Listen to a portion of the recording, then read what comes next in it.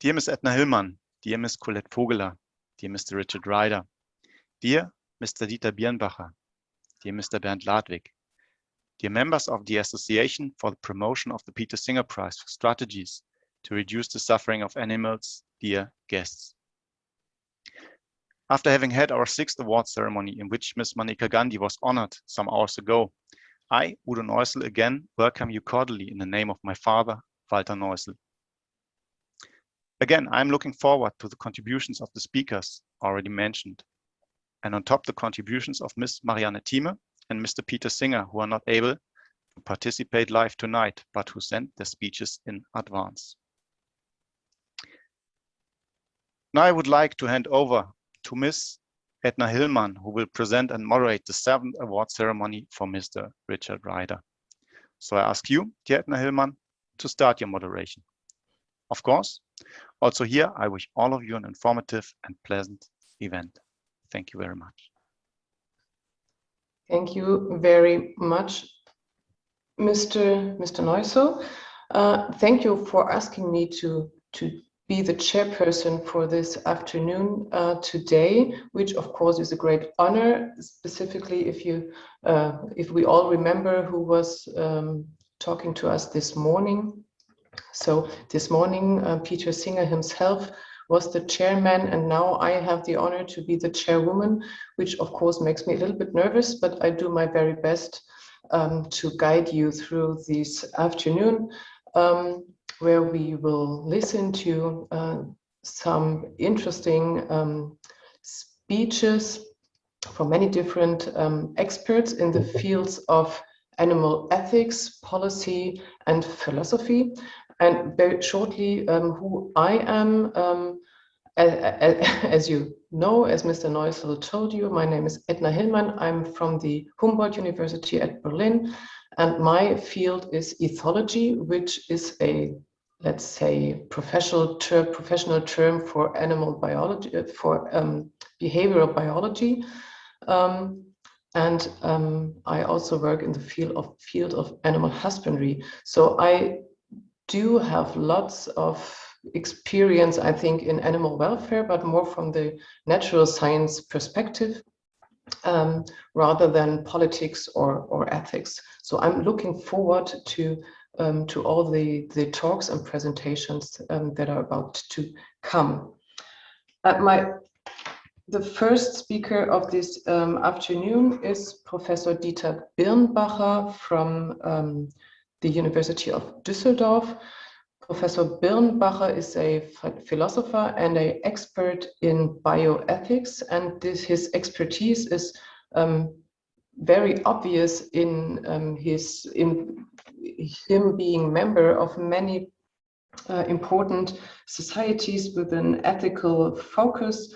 Some of them, or let me just mention a few of them. This is, for example, the Schopenhauer Gesellschaft or the National Academy of Sciences, or the central, in German, it's Zentrale Ethikkommission of the Bundesärztekammer.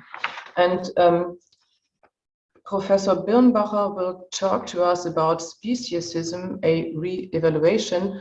And this is a title that, of course, perfectly fits to Professor Ryder, who will be honored with the Peter-Singer-Preis today. Professor Birnbacher, the floor is yours. I'm looking forward to your presentation.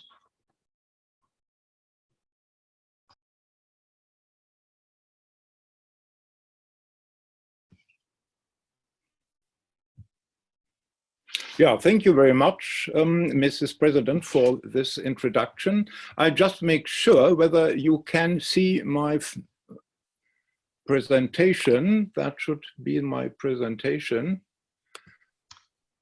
Yes, now it comes. Yeah. See my presentation. One moment. Yeah. Perfect. That seems to work.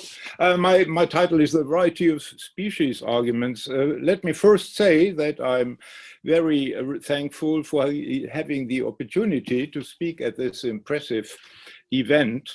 And I apologize first for the rather academic nature of what I'm going to say. as a philosophy and as a philosopher. And the second point is that I apologize for the briefness of my remarks, which is motivated by the consideration that I will be rehearsing arguments that most of you will know very well from the literature. And so I start with saying that speciesism is a rather clumsy word, not only in German, but also in English, but it is a very fundamental conceptual tool in the animal liberation movement. As you know, it was coined by Richard Ryder, and it was widely popularized by Peter-Singer, and is now associated with the person, Peter-Singer, in a very, very broad public. Now, I try to handle this. Well, now, speciesism, as you know, is a polemical expression. It is a non-neutral expression, and it aims at the position that species membership is in itself a morally relevant criterion, and in that way a legitimate basis for differences in assigning rights, freedoms, or protection. But in fact, as you know as well, the position that is implicitly attacked by this term speciesism is rather a common way of thinking. The philosopher Egensen in 1998 even said it is something like the standard attitude. And it is very widely held, not only in the general population, but it has very influential philosophical advocates, not only among as I would say, traditionalists in philosophy. One of the most outstanding figures is Bernard Williams, who was one of my philosophical teachers, who in one of his later works said, loyalty to or identity with one's species is something like an element of the conditio humana. It is something very essential and cannot be done away with in any easy way, even for ethical reasons. It is an established part of most social moralities and especially of legal systems. And there are quite a lot of obvious examples for this. Think, for example, of the common attitudes to experimentation with human embryos versus experimentation with non-human animals. There is a wide discrepancy in the kind of treatment that is held to be due to these categories. In the German-speaking world, the concept Menschenwürde, human dignity, has a special position constitutionally and ethically as well. This is an inherently species-bound concept, and obviously it has been spreading throughout the world and was introduced lately and before in quite a number of constitutions outside Europe. And what is even more remarkable is that this concept of Menschenwürde has a very strong status, not only ethically, but also legally. Menschenwürde, bound to species, is universal, ungradable, unforfeitable, whereas interpretations of animal rights and freedoms leave a huge range of interpretations and can be understood in a graded way, even in a very weak way. Species arguments, as I use the term, mirror these attitudes, these speciesist attitudes in a way, but they do not operate directly on the level of social morality, but rather on the level of ethics. That means on the level of theory. And there are especially, I mean, as you know, two main contexts of debate. The one is the problem of inclusion. Are all members of the human species members of that population that respect is due, which, for example, claim Menschenwürde with all the sequels that are associated with this ambitious concept. You know, the debates on abortion have led to a compromise. In Germany, at least in the 70s of the late century, Menschenwürde was assigned to human embryos and fetuses, but nevertheless, the criteria, for example, of abortion, not the criteria of embryo experimentation, were very generous. And of course, the central question for us is how are human rights related to animal rights, the problem of exclusion. Direct species arguments are highly vulnerable, and they say that species membership is inherently normatively relevant. Indirect species arguments are not as vulnerable as these. They say that some properties associated with species membership are normatively relevant. And anti-speciesists in ethics generally reject direct species arguments, but not necessarily reject indirect species arguments. Now, let me say first that some of the objections directed at direct species arguments are invalid, such as the argument that involves a naturalistic fallacy. I don't want to go into this issue. But there are a number of vulnerabilities to which especially the writings, the diverse writings of Peter-Singer have importantly contributed. The crucial question is it plausible to differentiate value and other normative properties on the mere property of species membership, which seems, for example, to be done in the case of the ambitious concept of human dignity. The first meta-ethical formal argument against this is that species distinctions are nothing in the scheme of things as we find them, but are man-made. They are a product of a human classification of theory. Species distinctions are biological tools, and we know this from the fact that there are quite a number of different species concepts currently used in biology. And the most reasonable approach, I think, is a nominalistic interpretation, as it was already proposed by John Locke in the 17th century, who was very keenly aware of the fact that distinctions between species cannot be based on any kind of ontological or metaphysical foundation, as it had been done by philosophy, largely been done by philosophy before his time. And it is even biologically not clear that Homo sapiens is a biological species of its own.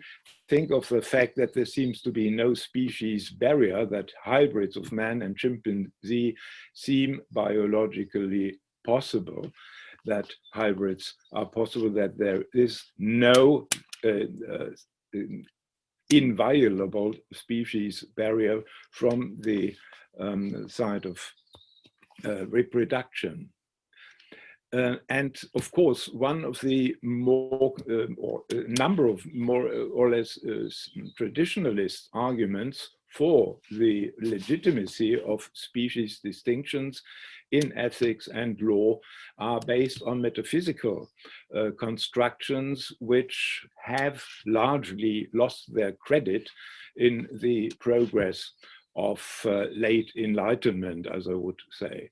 The Thomist tradition of the exclusivity of possession of a soul has largely faded, except in theology. The conception that man is a likeness of God, whereas other non-human animals are not, is peculiar to the Christian tradition and not universalizable.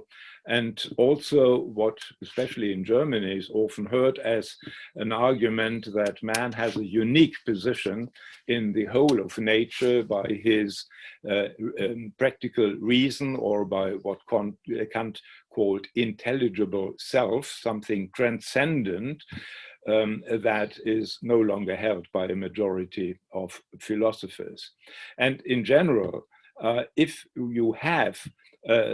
you want to justify the normative differentiations made on the species argument, you have to have empirical properties that substitute for these metaphysical beliefs. But empiricism in ethics doesn't seem to be a panacea anyway, because even biologically there doesn't seem to be something like a specifically human common genetic heritage. And even if this were otherwise, I would argue it would be doubtful if this was in any way morally relevant. But more intricate and more interesting arguments are proposed by several philosophers and theologians to defend speciesism in ethics and in law, namely the concept of potential. They assert that there is a specific human potential which is shared only by humans and which is shared by all humans in distinction from other non-human animals. The problem with this use of the term potential for a collective, for a large class of beings, it is that a potential seems necessarily individual. An individual has a potential and not a species as a whole. And the important consequence is that a member of a species X does not necessarily have the potential typical or normal for the species X.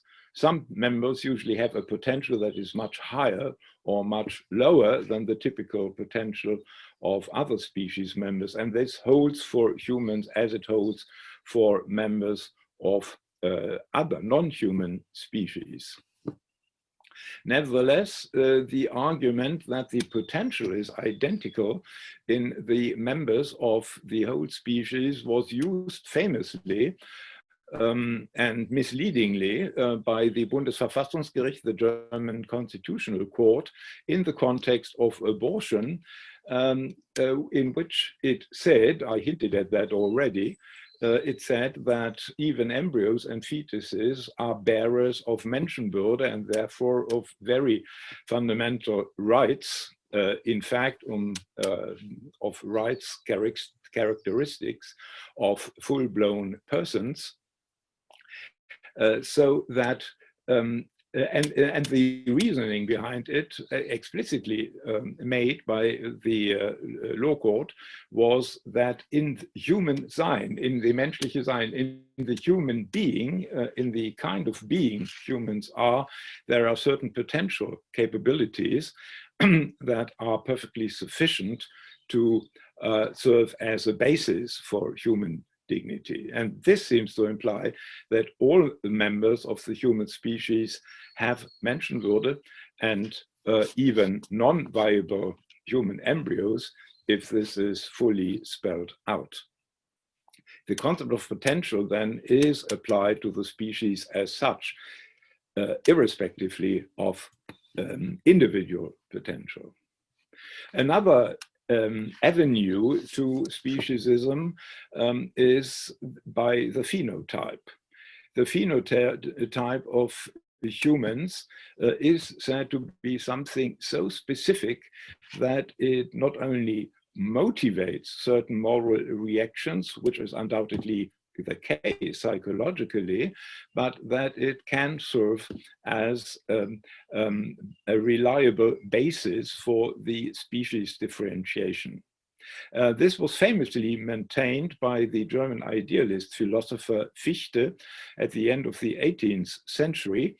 This is a German quotation. The important part is the last sentence, where Fichte says, Menschengestalt, that the human contour, the human phenotype, what is typical of a human face and a human figure, this is necessarily something sacred to other people. The figure, the phenotype of man is something that convinces people that man is something profoundly different in normative status from other beings. This theory has a counterpart in modern analytical ethics with my colleague Roland Kipke, who labels this argument morphological species argument.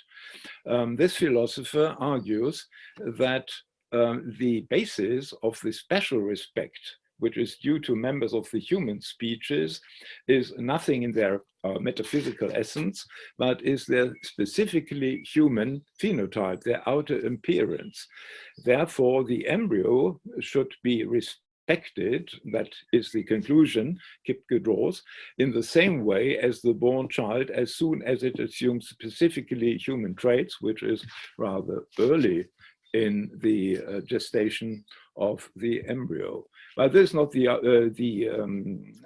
application that interests here, but of course the morphological species argument has a certain prima facie power.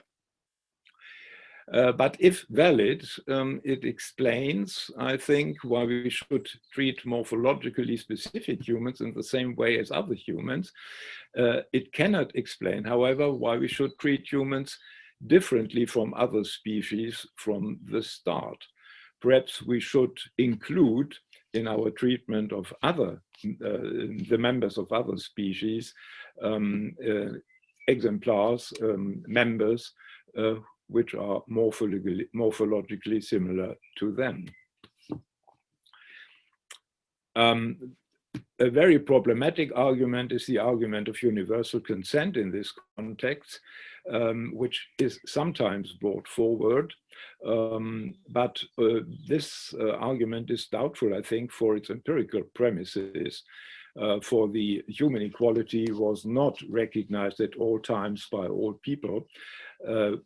The human equality was the object of a desperate fight for centuries. And on the other hand, even if there were universal consent, something like a consensus gentium on this point, as John Stuart Mill untiringly stressed, this is no good argument. Acceptance does not imply acceptability.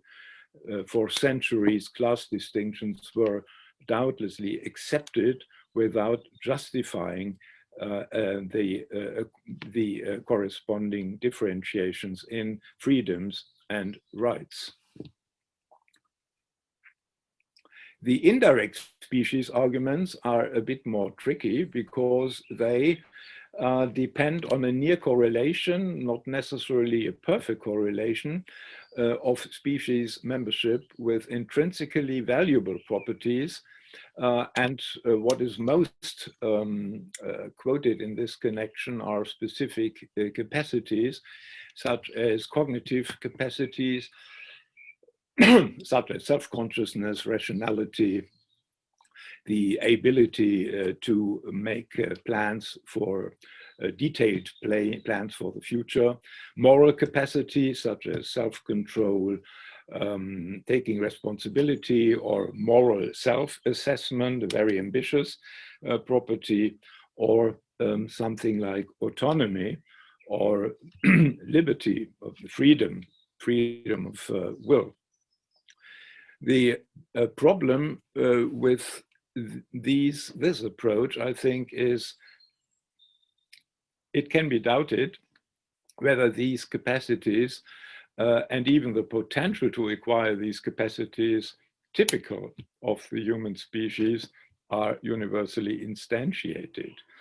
Even members of the human species, which prima facie seem perfectly normal, may in individual cases lack these capacities or even the potential to acquire these capacities. And we are not really convinced that this justifies in any way discrimination.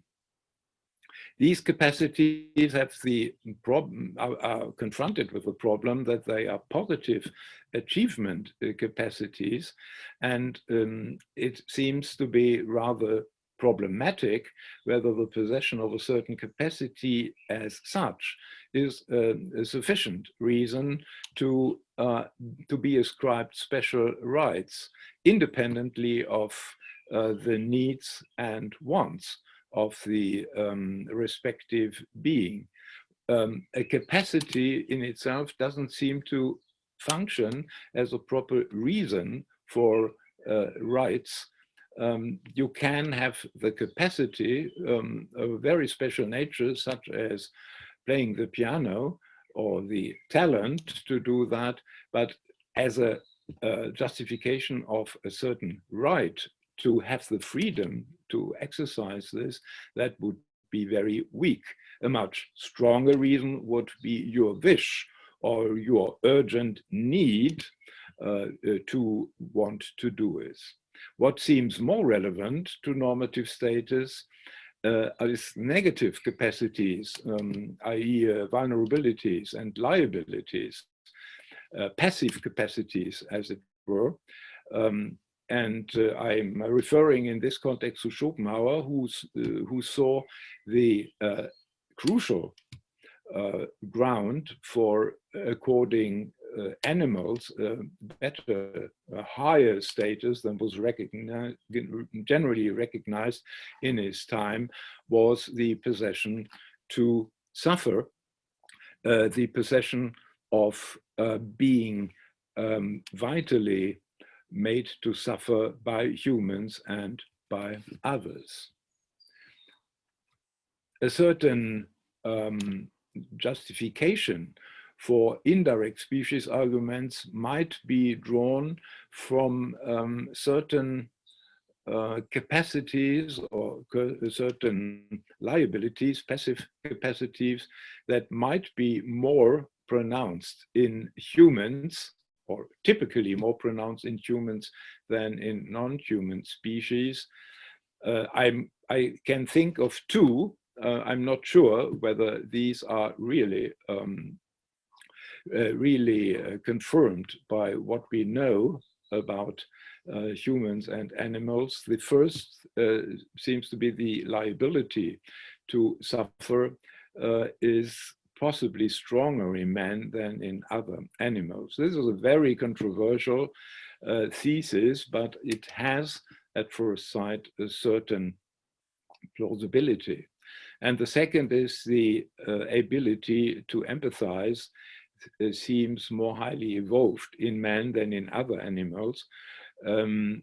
Not all animals, we know, of course, empathy and pity and instinctive preparedness to help the weak and the suffering from other species, but these might be two specific strengths of typical humans not shared by other species. Both properties are obviously morally relevant. For example, in the context of experimenting with human subjects versus experimenting with other primates or other species. My question is, however, and this is my final remark, it seems to me doubtful whether these correlations on the basis of an indirect species argument can really legitimize the extreme gap in protection that is, for example, accorded to human research subjects by relevant regulations in distinction to animal research subjects. You know, I could quote other differences, such as the space that is granted, for example, on the concept of Menschenwürde to prisoners in jail. And this is a certain space that is limited by legal regulation, that is fixed by legal regulation as being the minimum that a prisoner must enjoy in comparison to the conditions under which, for example, livestock is commonly kept in agriculture. This is just in contrast between the regulations regulating clinical research with non-competent adults in the Helsinki Declaration, which in the last clause limits research to research entailing only minimal risk and minimal burden. This is a very, very ambitious and rather rigid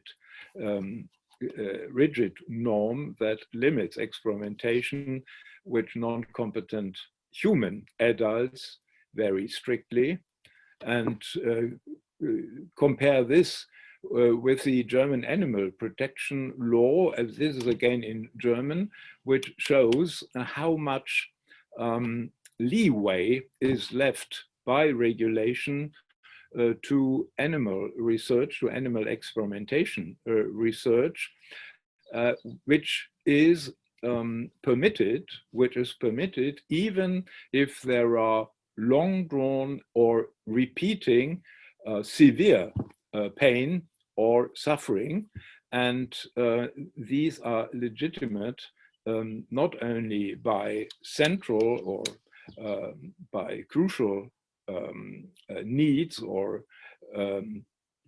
problems in humans or animals, but they are legitimate also for the solution of scientific problems.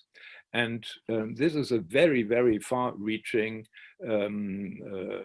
interpretation of the European Directive on Animals Protection in Experimentation, but it shows the extremely wide gap between what we think is legitimate on a speciesistic concept like Menschenwürde and on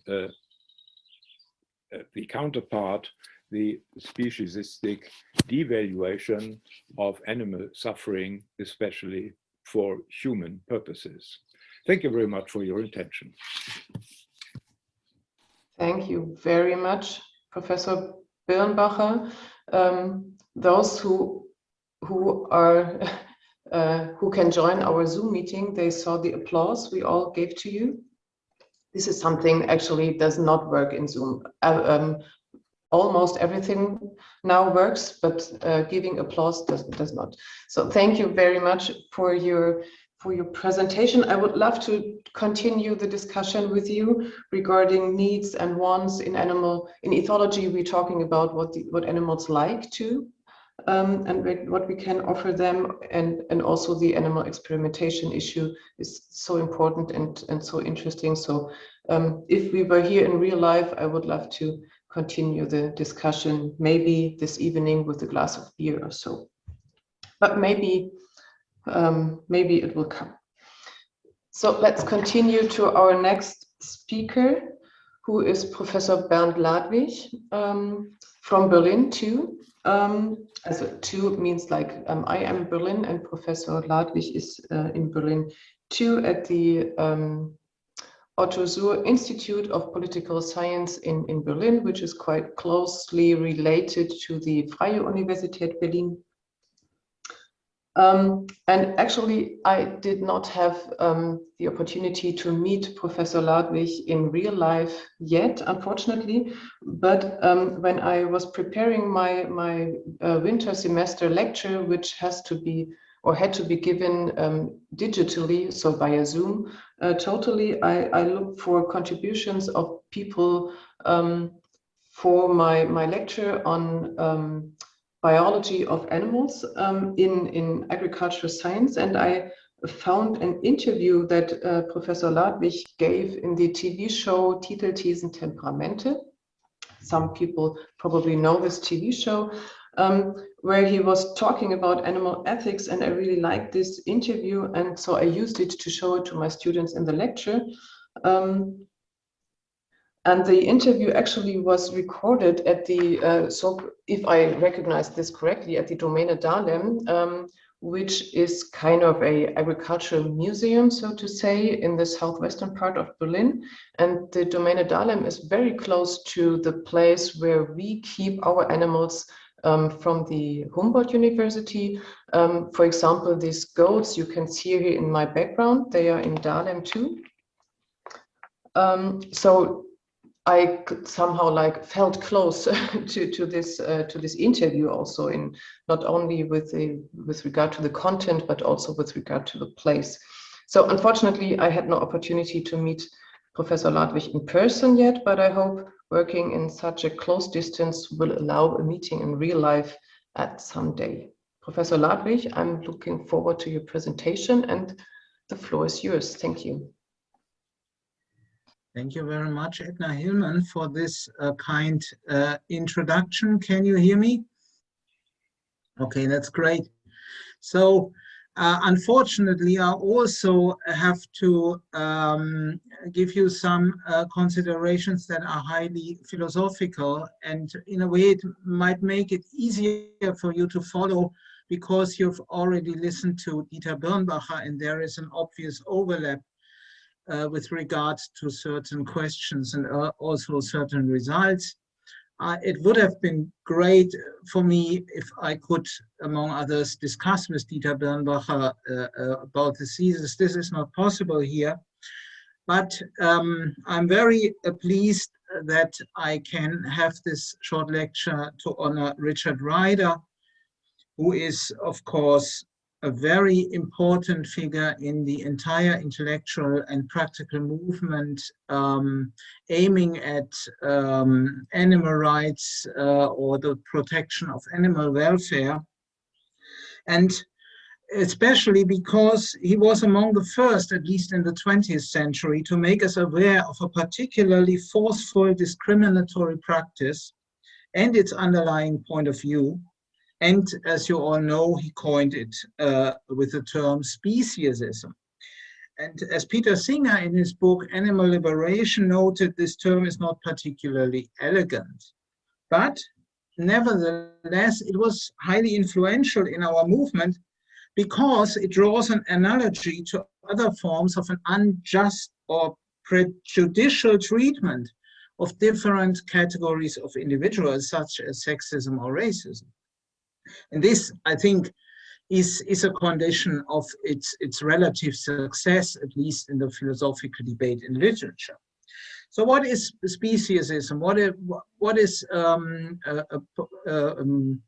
a rough and ready definition that makes some sense? I think in a nutshell, it is speciesist to exclude or disadvantage individual non-human animals in morally relevant regards on the sole basis of a biological fact. This is the possession of a non-human DNA. This, I would say, is the direct version of speciesism Dieter Birnbacher talked about. For example, if the only reason for using animals in painful or deadly experiments, Dieter Birnbacher also talked about that in the end of his talk, experiments which we would never expose any fellow humans to, if the only reason for using animals instead is the mere fact that they are just animals, this clearly is speciesist. Now, if you accept this rough and ready understanding of speciesism, it seems to me that although it characterizes many institutionalized practices in our societies, it is not rather relevant in philosophy. Maybe that is a point where I deviate with Dieter Birnbacher. I think if you take it in this crude form, at least, it obviously rests upon an is-ought fallacy, that is the direct inference from a biological fact, which is a fact and nothing else for itself, to a normatively contentful conclusion. And every trained philosopher is well equipped to avoid such a kind of fallacy. This is obviously the case with those eminent thinkers who are most famous, or let's say notorious, for their attempts to deny non-human animals at least any direct moral status. And by a moral status, I mean that an individual matters morally for one's own sake, and not only indirectly. I just take two of those philosophers who are not extremely animal-friendly as examples. The first one is René Descartes, who famously compared animals with machines. Descartes based this exclusion of animals from the realm of morals on the assumption that they don't have any states of consciousness, and thus the ways we treat animals cannot be experientially good or bad for them, because they have no mental life, they have no subjective value, so to speak, that matters for them. I think this assumption is obviously wrong, but it does not make the argument speciesist. For if it would be wrong that animals are like machines in that regard, it would also make complete sense to deny them any direct moral status. Immanuel Kant, my second example, restricted a direct moral status to rational and reasonable beings. And by accident, here on Earth, only humans fulfill this criterion of rationality and reasonableness. But again, to make a moral status dependent upon the capacity, as Kant did, to obey the moral law out of insight is not speciesist, because species membership is only contingently connected to this criterion for moral inclusion. Kant committed himself to the view that any non-human rational being, think of the Jedi Knight Yoda from the Star Wars saga, for example, would have an equal moral status than we have on Earth, if such a being existed. So I think even those eminently non-animal friendly philosophers clearly were not speciesists in a philosophically interesting sense of that term. I think that nevertheless, speciesism might play an indirect role in philosophical justification. And here is where the argument from human marginal cases comes into play, on which I will elaborate a little bit. So, to begin with, take orthodox Kantians who still, despite the criticisms of thinkers such as Dieter Birnbacher, form a particularly influential philosophical sect at German universities. Almost all of them would agree to the following minimal consent regarding human rights. Every individual member of our species, the human species, given that he or she is already been born and not yet completely brain dead, has certain inalienable rights, among them the rights to life, to physical integrity, and to the avoidance of unnecessary suffering. Now, it seems clearly incompatible with this minimal consent to base the justification of such rights and of the social extension of these rights exclusively on our so-called higher capacities, be them rationality, linguistic agency, or moral autonomy, or something like that. The reason for that is straightforward. The social extension of human rights goes beyond the set of persons who possess such higher capacities. This is again something that Dieter Birnbacher also mentioned. In that sense, marginal cases consist in those human beings or stages of life of human beings who are lacking the capacities on which a philosopher's justification of the moral status of a holder of human rights rests. So I think we then define marginal cases relative to the justificatory strategy for human rights that a philosopher or philosophical school prefers. This, I think, does mean that marginal cases are not marginal in the sense of being quite rare examples of human beings. And thus, the term marginal might be criticized, and the argument might instead renamed as, for example, the argument from species overlap, as some propose, which makes some sense, but I do not want to follow this route.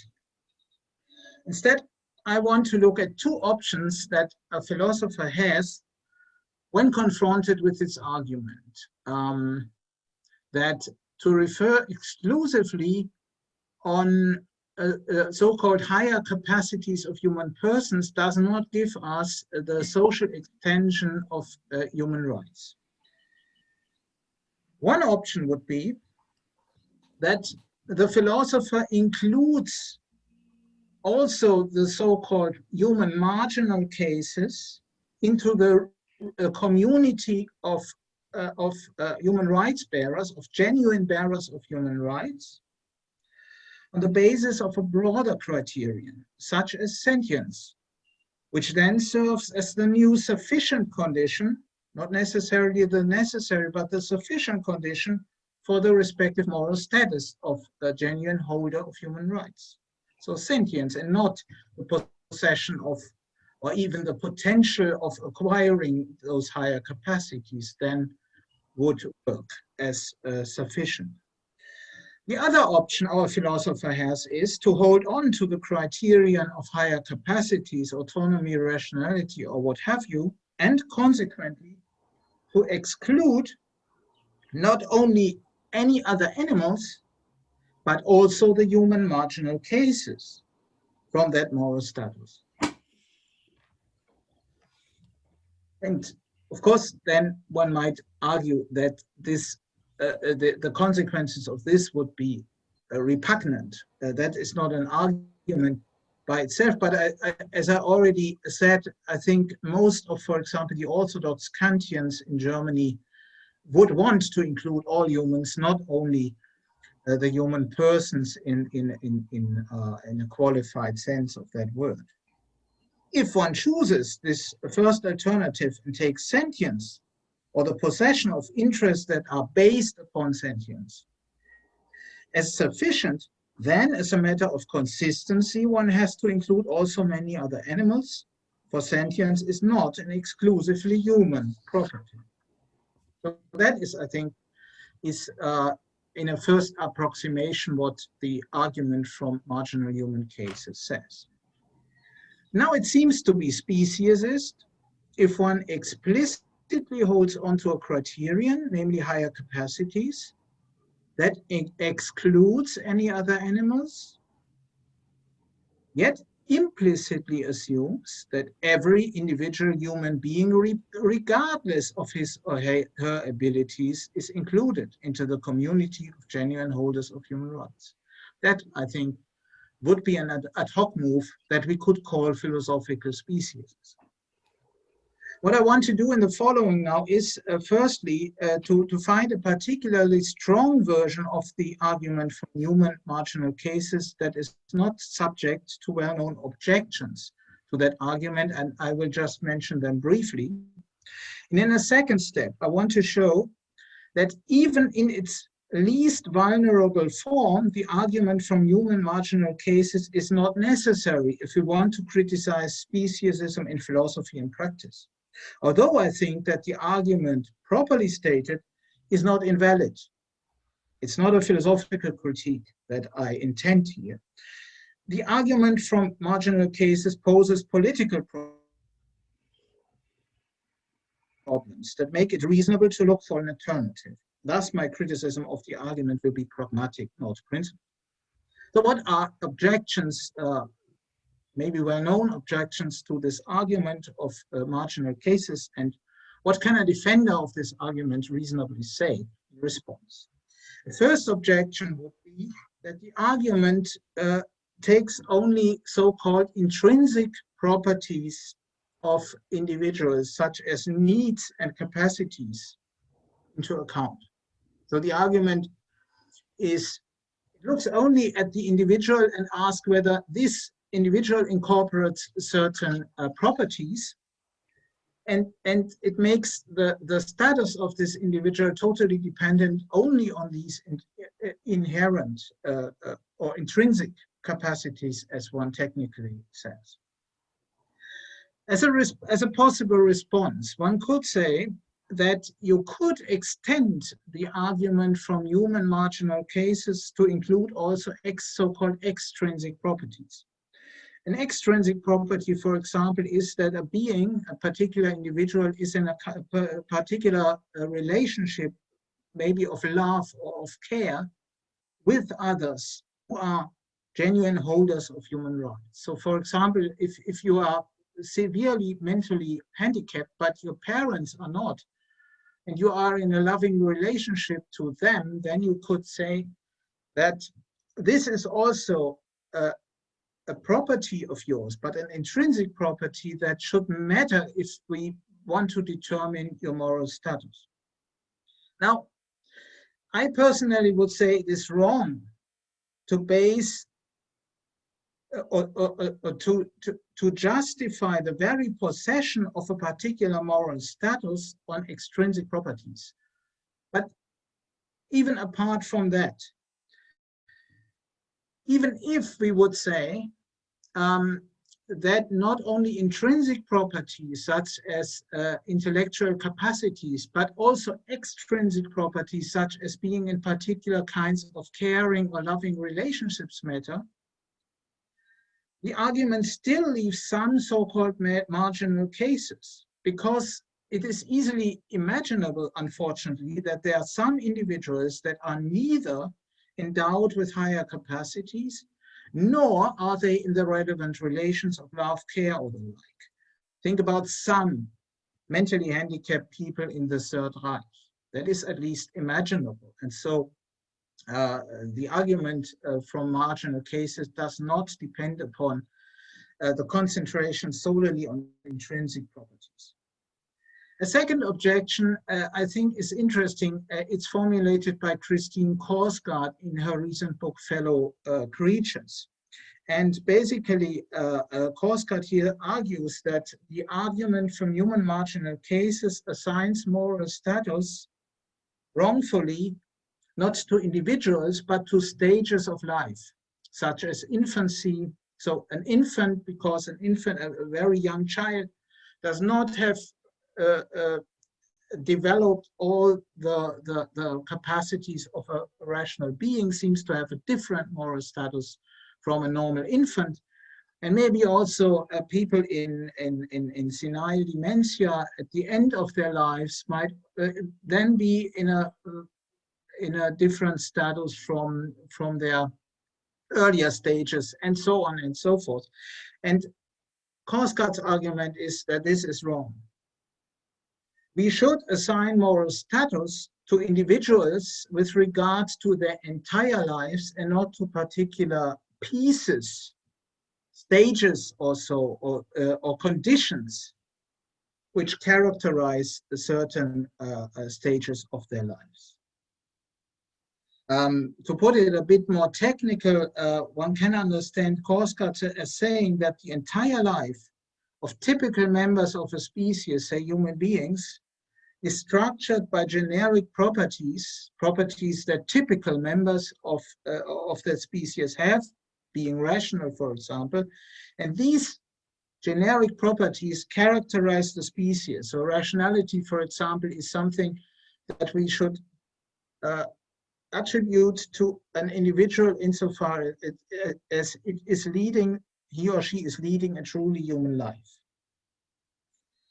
Okay, the answer could be that we can assign moral standing or moral status to individuals with regard to their lives as a whole. This would have the advantage that we would avoid the problem of subsuming particular stages of life, such as infancy, under the so-called marginal cases. So if you have a normally developed a 4-year-old child, he or she might not yet be a rational being in the sense that he or she can perform her rational capacities, but she is, let's say, on the way to a fully developed rational being, and thus still leading her life as a rational being. So that is, I think, the strategy that Forsgard has in mind here.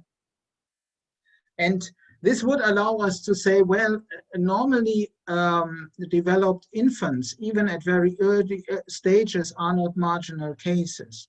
And so are not maybe very old people who are then, for example, Alzheimer's patients, but who had been in former times normally functioning persons. I think, nevertheless, this argument comes to a limit. Some individual human beings with severe cognitive mental disabilities will never acquire the higher capacities or have never possessed them. They are from the very beginning extremely handicapped. And thus, I think this argument does not show that we should also see them as rational beings for the sole reason that our human life form is characterized by rationality. A third objection is that, and I could say more about that, but I will take it short. The argument from human marginal cases, so the objection goes, wrongly assumes that membership is morally irrelevant. It's a morally irrelevant property of an individual. Some would say that the argument is invalid because, in fact, species membership is not morally irrelevant in any regard. And I would say in response that the argument from marginal cases is compatible with the view that species membership might be morally relevant in more than one regard. For example, it's an example that refers to Martha Nussbaum's arguments. Species membership might play a heuristic role in order to identify potentials and abilities of an individual. So if you see someone knowing that he or she is a human being, you should be sensitive to any instances of human-specific capabilities in this individual, even if it might at first look, or even at the second look, be handicapped in that regard. But nevertheless, there are at least some potentialities maybe that can be developed. And Nussbaum uses this argument to say, if there is something that accords to a species norm for a human being, for example, we are obliged to foster this, to support the individual in that regard. So that is one reason in which species membership might be morally relevant. A second one is that, and this is again an argument given by Christine Korsgaard, individuals, she says, are not simply bundles of properties. So, for example, a human being might be a bundle of the property of being alive, being aware of some of its states, being rational, being autonomous, and so on and so forth. And then we can subtract or add to such a being certain properties. And then we could say, for example, if we have a human being but minus the property of rationality, then the human being is essentially like a dog or like a cow also. And then the argument against this is that a human being that lacks this particular property is not essentially like a dog or a cow, but he or she is still a human being, but a handicapped human being in that regard. And that means that we should treat him or her quite differently than we should treat a dog or a cow, who might be, without this capacity of rationality, quite perfect exemplars of their species. So, in short, I think we can and should accept that certain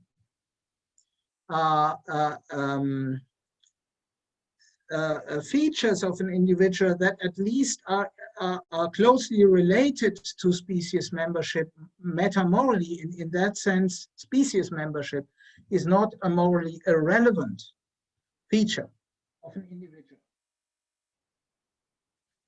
So what is the essence of the argument from human marginal cases? I think it is not the assumption that species membership cannot justify any differential treatment, that any differential treatment according to species membership is necessarily discriminatory in the pejorative sense, something that has to be criticized as being unjust or unfair.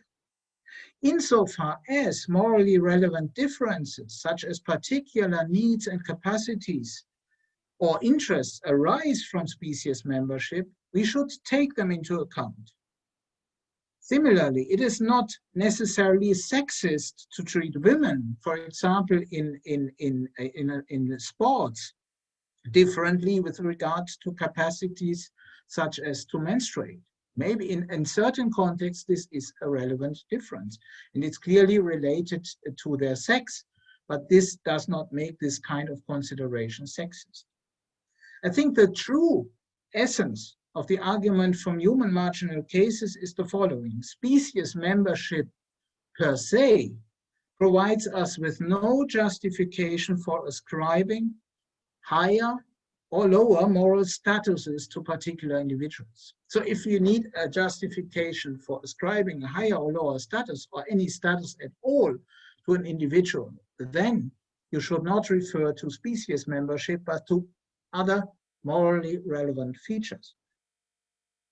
But in order to make that case, and also to include other sentient animals into the moral community of equals, maybe as genuine holders of moral rights, of animal rights, we can do without the argument from human marginal cases. And that is my final point. I think we should do without that argument insofar as it is possible and reasonable.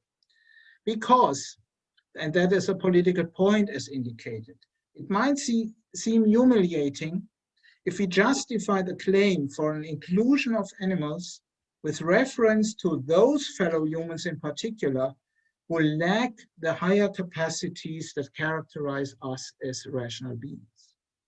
That might humiliate these humans, so they are marked out, so to speak, as marginal cases, and this in itself can be seen as problematic.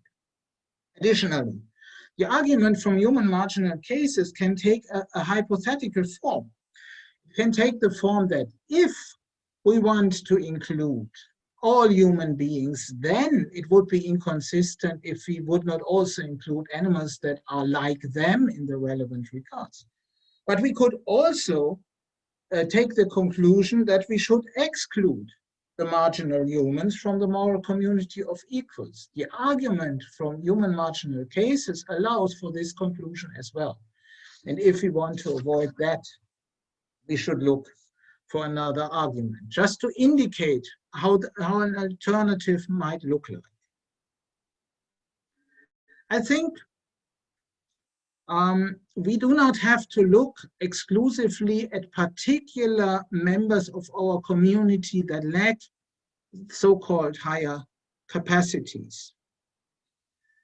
It is necessary that we reflect upon the plurality of morally relevant interests every one of us has. We all are not only rational and reasonable persons, we all are also bodily existing, needy and vulnerable creatures. Call these our animal interests. And these animal interests, the interests we have as human animals, so to speak, they matter at least partially, in themselves, not only instrumentally with regard to our higher capacities. So we are not only interested in not suffering physically, because this would make it harder for us to function as autonomous and rational and reasonable beings. That would be clearly one-sided. To take an extreme example that I always use to make this point just as placative as possible. Take the example of torture. Hardcore Kantians sometimes say, well, you cannot torture, for example, a human baby, and you cannot torture a cow or a dog. You can only torture a rational and reasonable being, because torture means that you subject her to a foreign will in order to break the will of the subject of torture, in order to disallow her to function according to her ability to autonomous will formation. And that is humiliating, and so on and so forth. So in that rather philosophical sense of the term, torture is something that exclusively human persons, in the Kantian sense, for example, can be subjected to. But what about all these aspects of terror, of fear, of physical pain, of loneliness, that typically are also at stake when someone is threatened with torture? Don't they matter for themselves? And I think, whether we call it torture or not, it is clearly the case that if I make a human being to suffer unnecessarily, to endure terrible pain or something like that, without having a very stringent justification, it is clearly a violation of her human rights. And it is a violation of her human rights, not only because not suffering extreme pain is instrumentally necessary with regard to the acquaintance of higher abilities. It is in itself a wrong to suffer from that unnecessarily.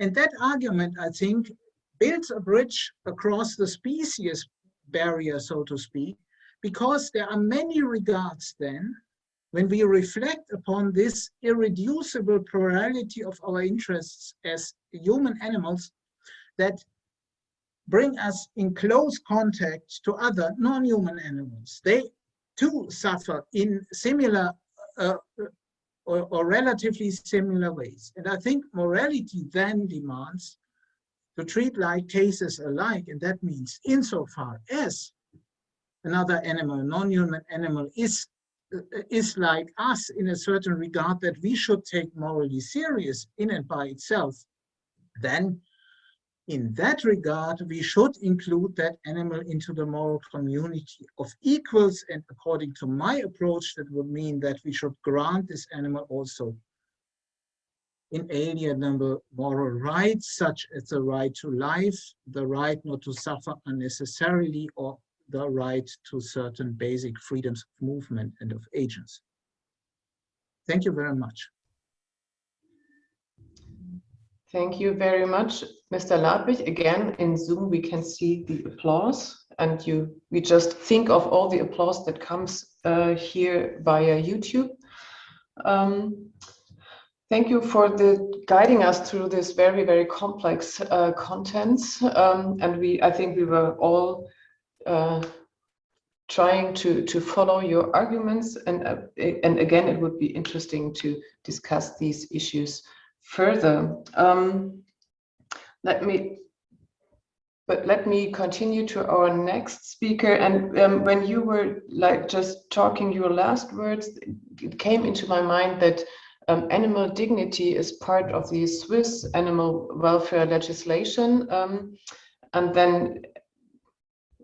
then my brain made like a jump to Switzerland, and I used this thought to introduce you to Colette Vogeland, not because her being Swiss, but because she will talk to us about some international perspectives.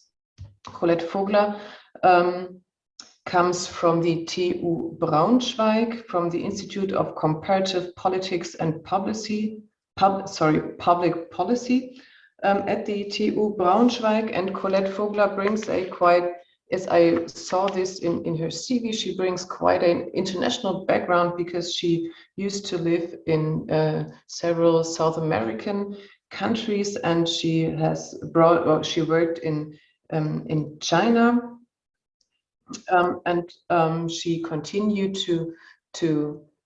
she kept this international broad perspective also in her current research. And today she will talk about the role of farm animal welfare and agricultural policies in an international comparative perspective. And I'm looking forward to this presentation specifically because I mentioned this Swiss animal welfare legislation and the animal dignity, and having both nationalities, German and Swiss, and dealing with farm animal welfare every day, I'm looking forward to this presentation very much. Colette Vogler, please, the floor is yours. Thank you very much for this very nice introduction, and also I think for the important overlead already from the dignity which can be transferred to legislation. As you said, in Switzerland this is the case. Indeed, I have also done some research on Swiss animal welfare policies. I will talk a bit about that too, and also about the background. You said something. I'm a political scientist also, as Mr. Ludwig is, but what I do more is I look at concrete policies and try to find out why animal welfare policies are passed and under what conditions and in different countries. So I will share my screen so you can see my presentation. What I'm currently studying is animal welfare policies limited to the agricultural sector. I think this is what also is pretty interesting, or what is relevant, I believe, because the majority of animals suffering, let's say, under human behavior are kept in modern farming systems. And of course, there's also the area of animal testing. But like, if you only talk about the quantity of animals used by humans, then definitely the agricultural policy or the agricultural sector is the most relevant one. And what I'm going to give you some insights about my current research and about determinants on animal welfare policies. So under what conditions do policymakers pass animal welfare policies, and what maybe hinders also animal welfare policies. And you also said correctly that I've lived in China for quite a while. Unfortunately, in China, the animal welfare movement or animal welfare policy making is still very much in the beginning. So there's no research to be presented about China here at the moment, but I will talk a bit about the United States and about European countries, all I think very different conditions, but maybe some interesting insights also for the audience here. So I think most of you, when we look at the farming sector, the agricultural sector, most of you are aware that we do see public salience is rising for animal welfare issues, for environmental issues. Here you can see some data from the Eurobarometer, which is a representative survey among European citizens in all EU member states. And as you can see here, and if you would compare these data with data from a few years ago, you would see that there is definitely a rise in public salience and in European citizens actually caring for animal welfare. So if citizens are asked what do they believe are the responsibilities of farmers, then animal welfare, as you can see here in the red color, is one of the most important topics apparently. Nevertheless, and that is interesting for me as a political scientist and as specifically studying policy making, animal welfare spending within the common agricultural policy is only accounting to about 1.4%. So the amount of money spent within the agricultural budget of the EU is still let's say, fairly low, to be polite. And even in the reform of the European Common Agricultural Policy, which is under discussion now, the amount will still be rather low. So environmental spending is rising a bit, but animal welfare spending is really, really limited. And this contradicts a bit this rising public salience. So citizens are interested in this. They are aware of animal welfare issues in farming, but policymakers apparently do not respond to this as much as they could. So this is basically the puzzle I'm interested in, and I'm doing research on this policy making, animal welfare, public salience, and also at the intersection to environmental protection and social questions like how can you guarantee higher animal welfare, but also guarantee affordable food and not make animal welfare a luxury good, but also a good affordable to a broader range of people. I'm doing research on that in a DFG funded research project at the moment. And I will give you some small insights into what I've found out in the past. And of course, that research is to be continued. And there are, of course, there's still a lot to do, as it's until now in political science, it's a small research area only, but I think it's one that is worth expanding. So animal welfare policy making in many countries, I think many of you are familiar with these concepts, departs from the 5 freedoms, which have originally been developed in the UK. And these are the basic freedoms you can see here above are just, they seem rather basic, like freedom from hunger and thirst. And then there's been an extension to these freedoms, like having a life worth living, which, as you can see, is also is an idea or a freedom that comprises of much more than just being free from hunger and thirst. And as of today, in many modern farming systems, even this first freedom, like the freedom from hunger and thirst or the freedom from injuries and disease, they are not given at all. So if you look at cage farming, at sow keeping, for example, if you look, there's also still practices like having hens, for example, starve for a while, so the egg production is enhancing, still common in the United States, for example. So these freedoms are under current animal welfare points or in kind of current animal welfare legislation. They are not guaranteed. Even in Swiss or German or Austrian animal welfare legislation, which are among the most advanced in international comparison, we still see that these freedoms, though they are the goals, are not guaranteed by law yet. So what the second question then which comes is, how can you guarantee these freedoms? And within the political science, we like to work with categories and see, like, to compare also policies between countries. And if you look at policy instruments here on top down, then you would, like, the most effective instrument maybe would be legislative regulation, but then there might also be cooperations between farmers, there might be financial rewards, and there might be voluntary policy instruments. And the legislative regulations in animal welfare do only exist in a small number of countries. Actually, most countries do not have any legislation, not only if we turn to Asia, but also if we look at many European countries. What is increasing, though, in many countries, especially when we look at Europe, are rather voluntary or market-based policy instruments. And all these instruments, it's not my aim today to evaluate which of these instruments are the most effective, because that also depends on whether they are controlled and whether there are incentives.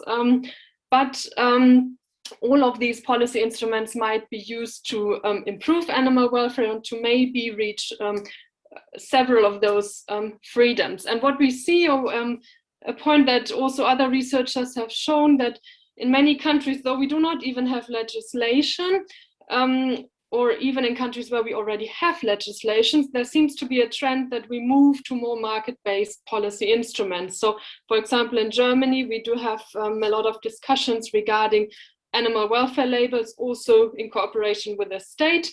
And we see such approaches in other countries as well. And yeah, this is one observation maybe which you can say when just looking at what instruments are used in different countries to implement or to improve animal welfare. When we then look at policies or at legislation in comparison, then we can see that there's a really large variation. It's not the aim that you can, like in the short time, read all of these details here.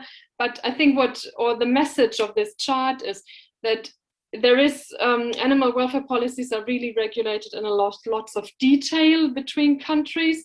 And in some countries where animal welfare legislation is rather advanced, such as in Switzerland, which is really a forerunner in animal welfare policies, but also in Germany and Austria, you really have to look at the details to see as to what degrees freedom or those freedoms which I talked about are guaranteed. And you can also see that many of these policies or many of practices that are common in modern farming do restrict basic needs of animals, such as if you look at the castration of piglets without anesthesia, which definitely causes harm, causes pain, causes suffering, or battery cages, or also maybe transportation times. So many of these things are regulated, but even in countries, and this is my main message here, where animal welfare policies are very much advanced, and practices are still allowed by law which do harm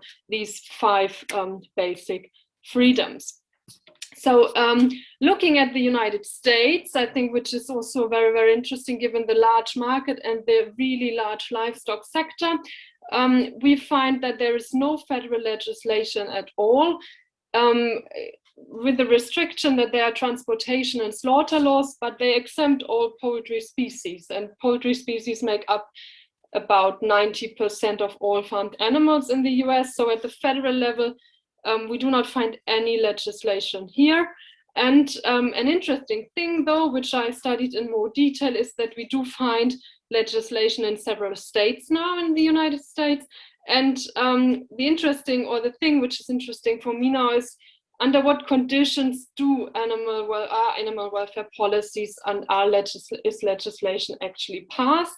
And an important role here, and which is also interesting for the case of Switzerland actually, is the role of participatory elements, of ballots, of referenda, so of really citizens getting engaged in policy making.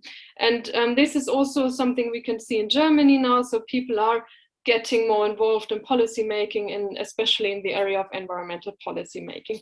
And what you can see here in this chart are the 12 states where animal welfare policies were passed, and in particular, it's very basic animal welfare laws as compared to Switzerland, for example. Let's say animal welfare laws in the United States now are concerned with farrowing crates, with crates for cows, battery cages, and in-state sale of these products from other states. And you can see that the issues which are apparently most on the agenda, or where laws have actually been passed, are concerned these keeping systems such as battery cages. And if you compare these stages, then you can see that in most cases, ballots have been taking place, or, and in addition, we mostly had democratic parties, which does not mean that you need this must always be the case, but apparently there seems to be some kind of connection with the possibility to hold ballots, because then citizens are able to transport their interests into policy making. Not all states in the United States have this possibility, by the way, but in states where it's possible, animal welfare policy making seems to be advancing. And looking at the European Union, we do find similar patterns when we look at participation and also when we look at the role of political parties. And I won't go much into detail with the EU animal welfare regulations, but as I think most of you are aware of, some regulations have been passed, but they still do not protect all species. Many species are still unprotected in European Union law, but some advances have been made since the 1970s. And interestingly, and this is also something which will become relevant, I believe, in the future, is European citizens getting involved in European policy making. And the only option for citizens to do that at the European Union's level is so-called European citizens initiatives. You need a certain amount of signatures from a certain amount of member states, and then you can demand the European Parliament to discuss certain issues. And as you can see here, like the most recent initiatives, many of you may have followed that, is the End the Cage Age initiative, which was on animal farming, or the prohibition of cages in farming. And there was another initiative concerning animal welfare from the area of animal testing. And the interesting thing also is that these 5 initiatives are actually all initiatives that have been successful in the past. So there's not so many successful European citizens initiatives. And as you can see, 2 of those initiatives are from the area of animal welfare farming. So citizens are interested, and citizens do advance policy change here. And here is an overview of other policies that have been passed at the European Union's level during the past legislative period. And I just want to go into detail on one specific policy, which is, I think, very interesting because it concerns also cage farming, and it concerns rabbits. Now, someone might say, okay, rabbits, why are they relevant in farming? But they are actually the second most farmed species in the number of animals in the European Union. So there are pretty many rabbits, and they are kept under partly conditions which do not protect any of those freedoms we have been talking about. And if we look at this concrete policy, and this maybe gives a bit of an idea about what I also do in my research project for other policies, then we can see that it has been highly conflictual. So like only 1/3 of deputies in the parliament, they were against this policy, 2/3 were for the policy. So there's a rather big disagreement on how to proceed with animal welfare policies. And the other important finding is that most of the votes on this particular policy issue can be explained by partisan by party membership. So depending on which group or which political party a member belongs to, you can easily explain the voting here. And I will show you 1 or 2 results. Those are also based on some statistical data I have been looking at, but just to give you a short insight into these results. So when you look into debates in the European Parliament, you can already see that these are the parties here, in the round buttons, and you can see that political parties do have rather different perceptions of rabbit farming and whether animal welfare regulations should be integrated here or not. It's maybe not as surprising that green parties are especially keen to improve animal welfare, whereas the conservative political party here is a bit more skeptical. And you can also see that in the votes that almost all conservative MEPs, members of parliament, were against this policy, and the majority was actually built by green parties, and also, and this is interesting, I think, by the Liberal Party and other groups which you would not expect at first to vote for such a policy. And coming from voting to another issue, which will be important, I think, when we look at the development of animal welfare policies in the future, is the question of the cooperation between public and private actors. What I've been talking up until now was mostly legislation, which is of course something state actors do. But in many countries, as I said at the beginning, we also find that market actors get involved, and that is also can also be an important trigger to advance animal welfare and an important policy instrument. And if you look at again the Eurobarometer survey, then you can see that in many countries, or in, here the majority of citizens believe that business and public authorities, and business here means actors within the agricultural sector, such as farmers, supermarkets, all of those who distribute animal products, should in cooperation deal with the issue of animal welfare. So in Germany, you can see that we find also high consent to public authorities, but in general, we can say, and this also applies to other countries, that there seems to be the perception that only if state and business actors act together, then animal welfare can really be advanced.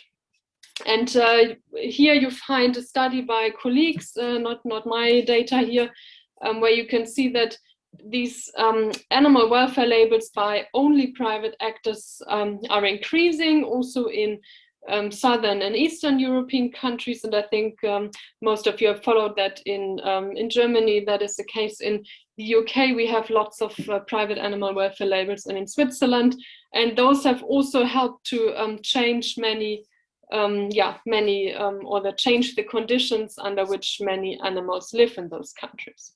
And in Germany, that's the case now, that we have a huge variety of labels.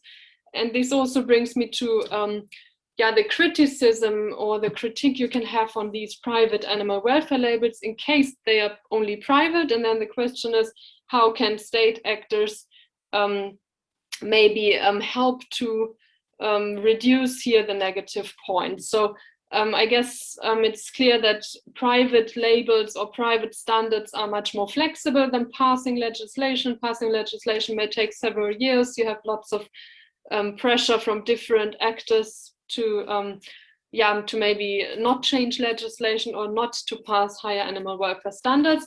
So private standards may create something like upward pressure, and they may help consumers and farmers to really differentiate their products, and they may also give higher returns to farmers.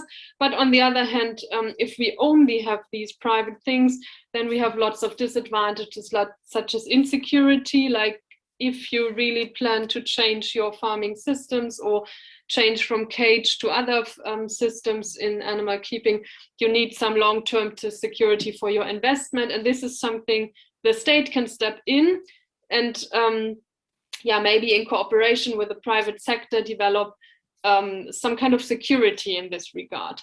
And then also with regard to export, we do have the risk that if we leave this field to the market only, there's a dualization of the production.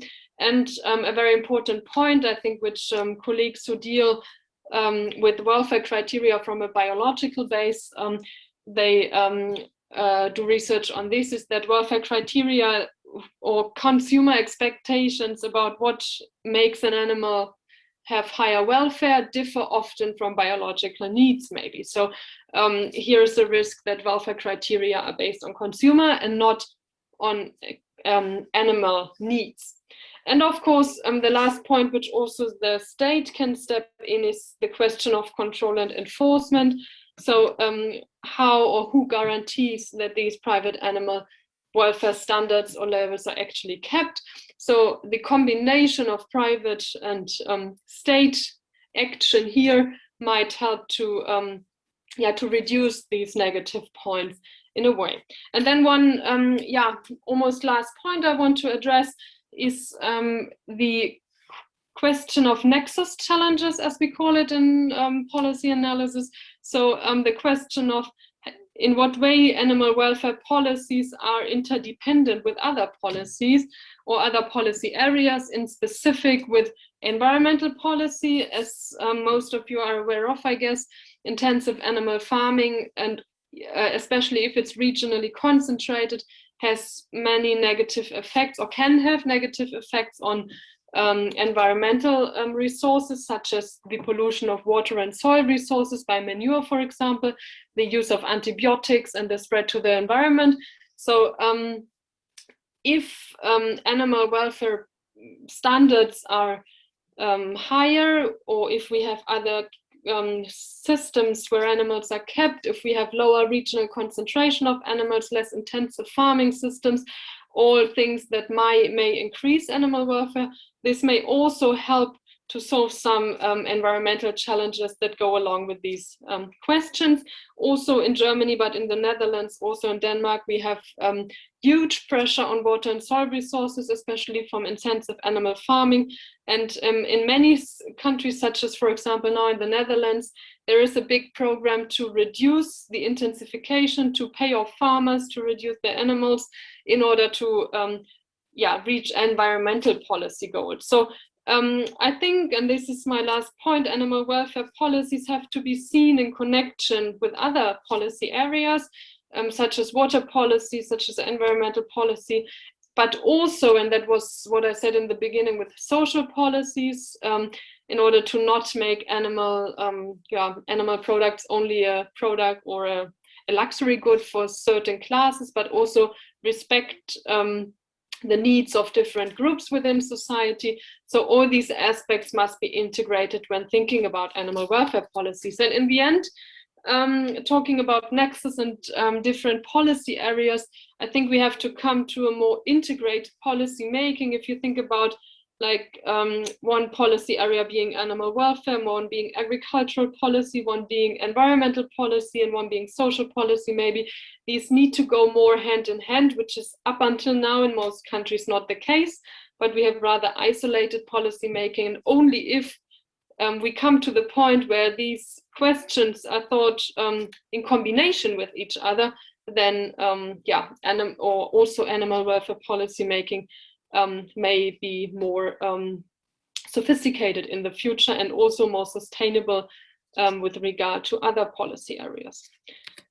That was my last point. I thank you for your attention, and as there's not much time for discussion, if there should be any questions, I will also be glad to answer then if you write me an email or contact me by other means.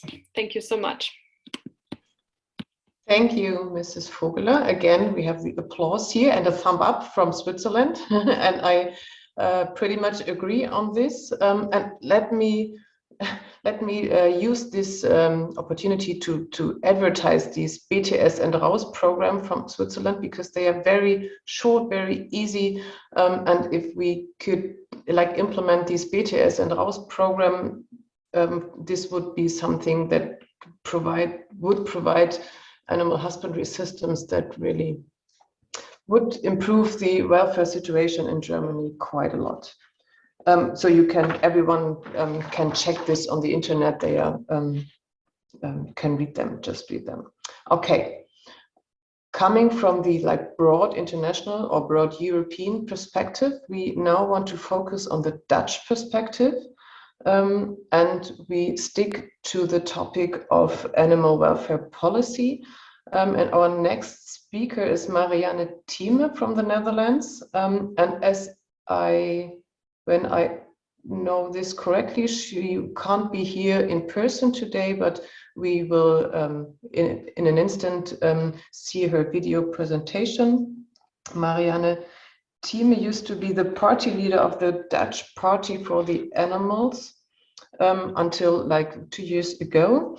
And this is, for everyone who don't know this party, this is a like Dutch special situation, because in 2006 the Dutch Party for the Animals was elected to the House of Representatives.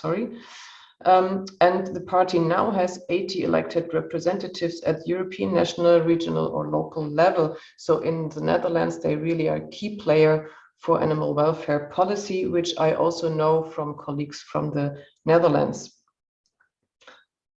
So I'm looking forward to this presentation. Of course, it's a shame that she can't be here in person today, but this is again a good or a situation here using this, having this virtual conference, this is no problem. Hello, everyone, and thank you for inviting me. It's such a pleasure and a privilege to talk to you today in honor of Professor Richard Ryder, who contributed so much to the debate about animals and animal rights. Professor Ryder, you've been a great inspiration to me, to many of us for many years, and I would like to congratulate you with your well-deserved prize. It gives me a tremendous amount of energy to realize that our movement is growing, also on a political level. And I was asked to speak about the growth of political parties in the world and their contribution to the debate about animal rights in a world dominated by human short interest and money.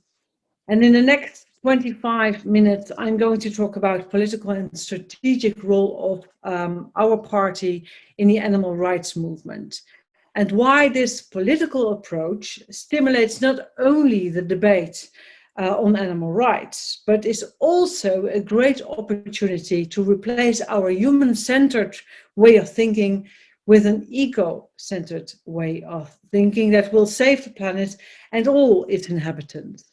And I'm going to show you how we mobilize people to change the system and how we can offer hope to those desperate for change. We live on a beautiful planet with the capacity to accommodate humans and animals in mutual harmony. And yet some of the super rich, such as Elon Musk of Tesla, dream of building a new civilization on planet Mars, a barren place. People are constantly searching for new forms of life on other planets. The possibility of water on Mars brings scientists into ecstasy, while at the same time, higher forms of life on our own planet, which hardly differ from humans genetically, are neglected or only given selective attention. Why is it that cats and dogs are cherished, while the more intelligent pig is debased and abused? There are great inconsistencies in the way we treat other living beings and our living environment. And I would like to invite you to imagine for one moment that we had discovered beings on Mars with the same intellectual capacity as, for example, pigs. Would we then subjugate them and use them for our own ends? And would we domesticate these Martians and put them into a large-scale stall so we could fatten them up and kill them? What right would we have to do this? And moreover, what would this say about our own level of civilization and development? And which criteria should we use to assess other possible inhabitants of the universe? And how should we determine whether they should be allowed to live and be autonomous? And the question is, of course, would we, Earthlings, find it acceptable if we ourselves were to be judged in this way by beings with an even higher intelligence? Human beings are the only species that threatens the very survival of the Earth. Humans regard themselves as the embodiment of the highest developed form of intelligence, the very top of the pyramid of civilization. And however, this conveniently ignores the fact that wherever human beings go, major problems emerge. Someone once said to me, you know, in a world without humans, there wouldn't be any crises.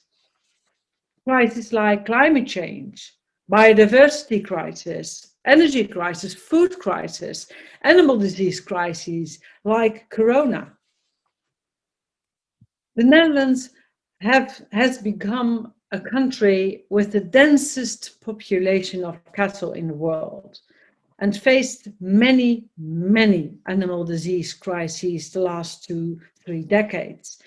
Our country has become a country where millions and millions of animals are hunted, mistreated, and killed for fun, as objects for our amusement and to satisfy our greed. So it is no surprise that the Netherlands was the first country in the world to have a political party for the animals in parliament.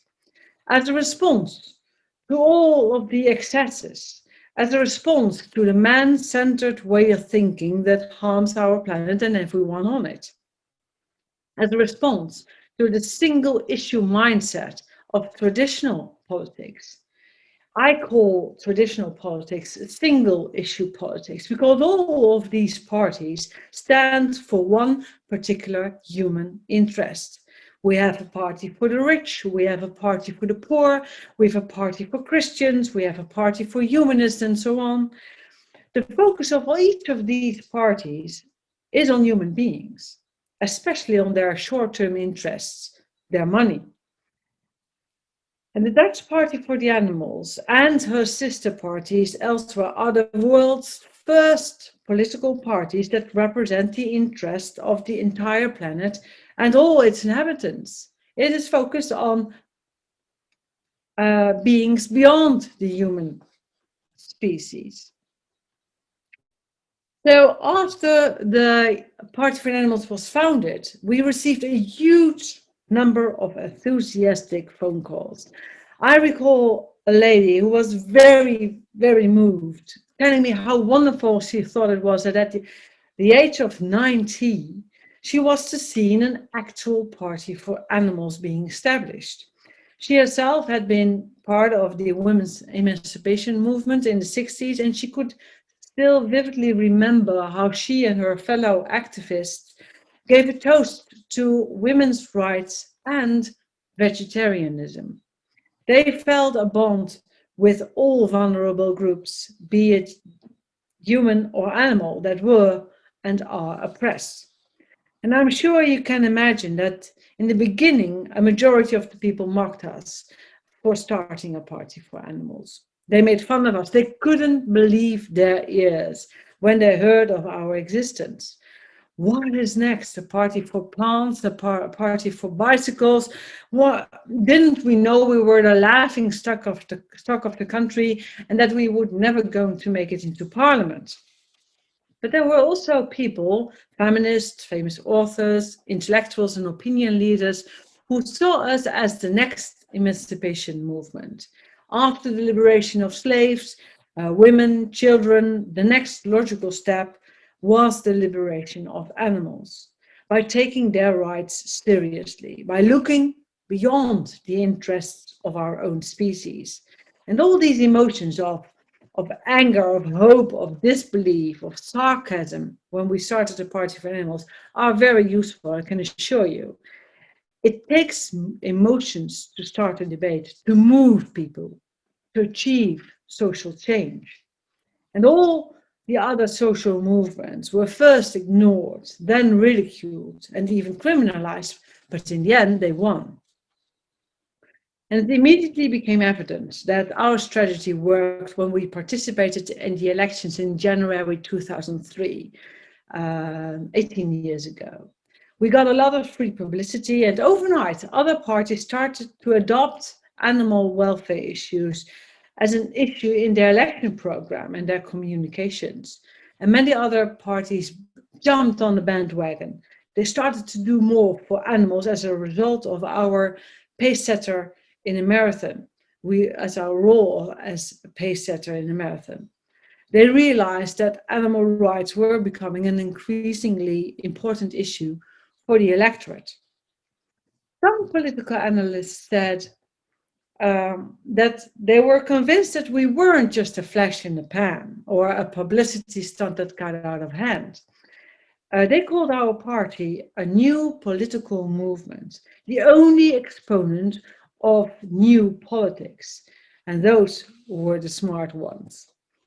And at that time, and still now, people are really fed up with politics and do not trust politicians.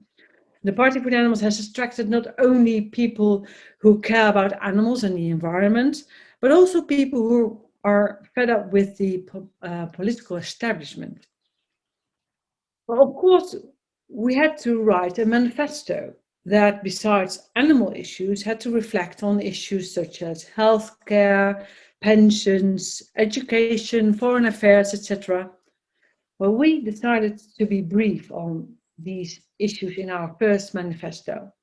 90% of its content, our first manifesto, was about animals and environmental topics. Because let's face it, more than 90% of the election programs of other political parties were addressing human issues, short-term human interests, true one-issue parties, I would say. It was quite extraordinary and surprising to see that when we went through these other issues, we jointly arrived at the same viewpoints in no time at all, although we had different backgrounds. In the years that followed, we developed 4 main principles as a framework to determine our viewpoints: compassion, sustainability, personal freedom, and personal responsibility. And when I met people from other parties for the animals for the first time, I had exactly the same experience, really special. Ideas about the economic crisis, for example, the insight that the focus on economic growth is a problem for humans and animals, and not a solution for the crisis we are facing, because of the fact that our planet can't cope with our endless hunger for more things, more meat, more export, more energy, more money, etc. Well, during the elections of 2003, the first election where we joined in, to everyone's surprise, the Party for the Animals nearly got a seat after 2 months of campaigning with virtually no budget. And 4 years later, in 2006, on the 22nd of November, for the first time ever, voters elected members of a Party for the Animals to a national parliament.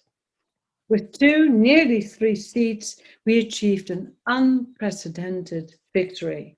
Our breakthrough gave us a real chance to push even harder for our cause.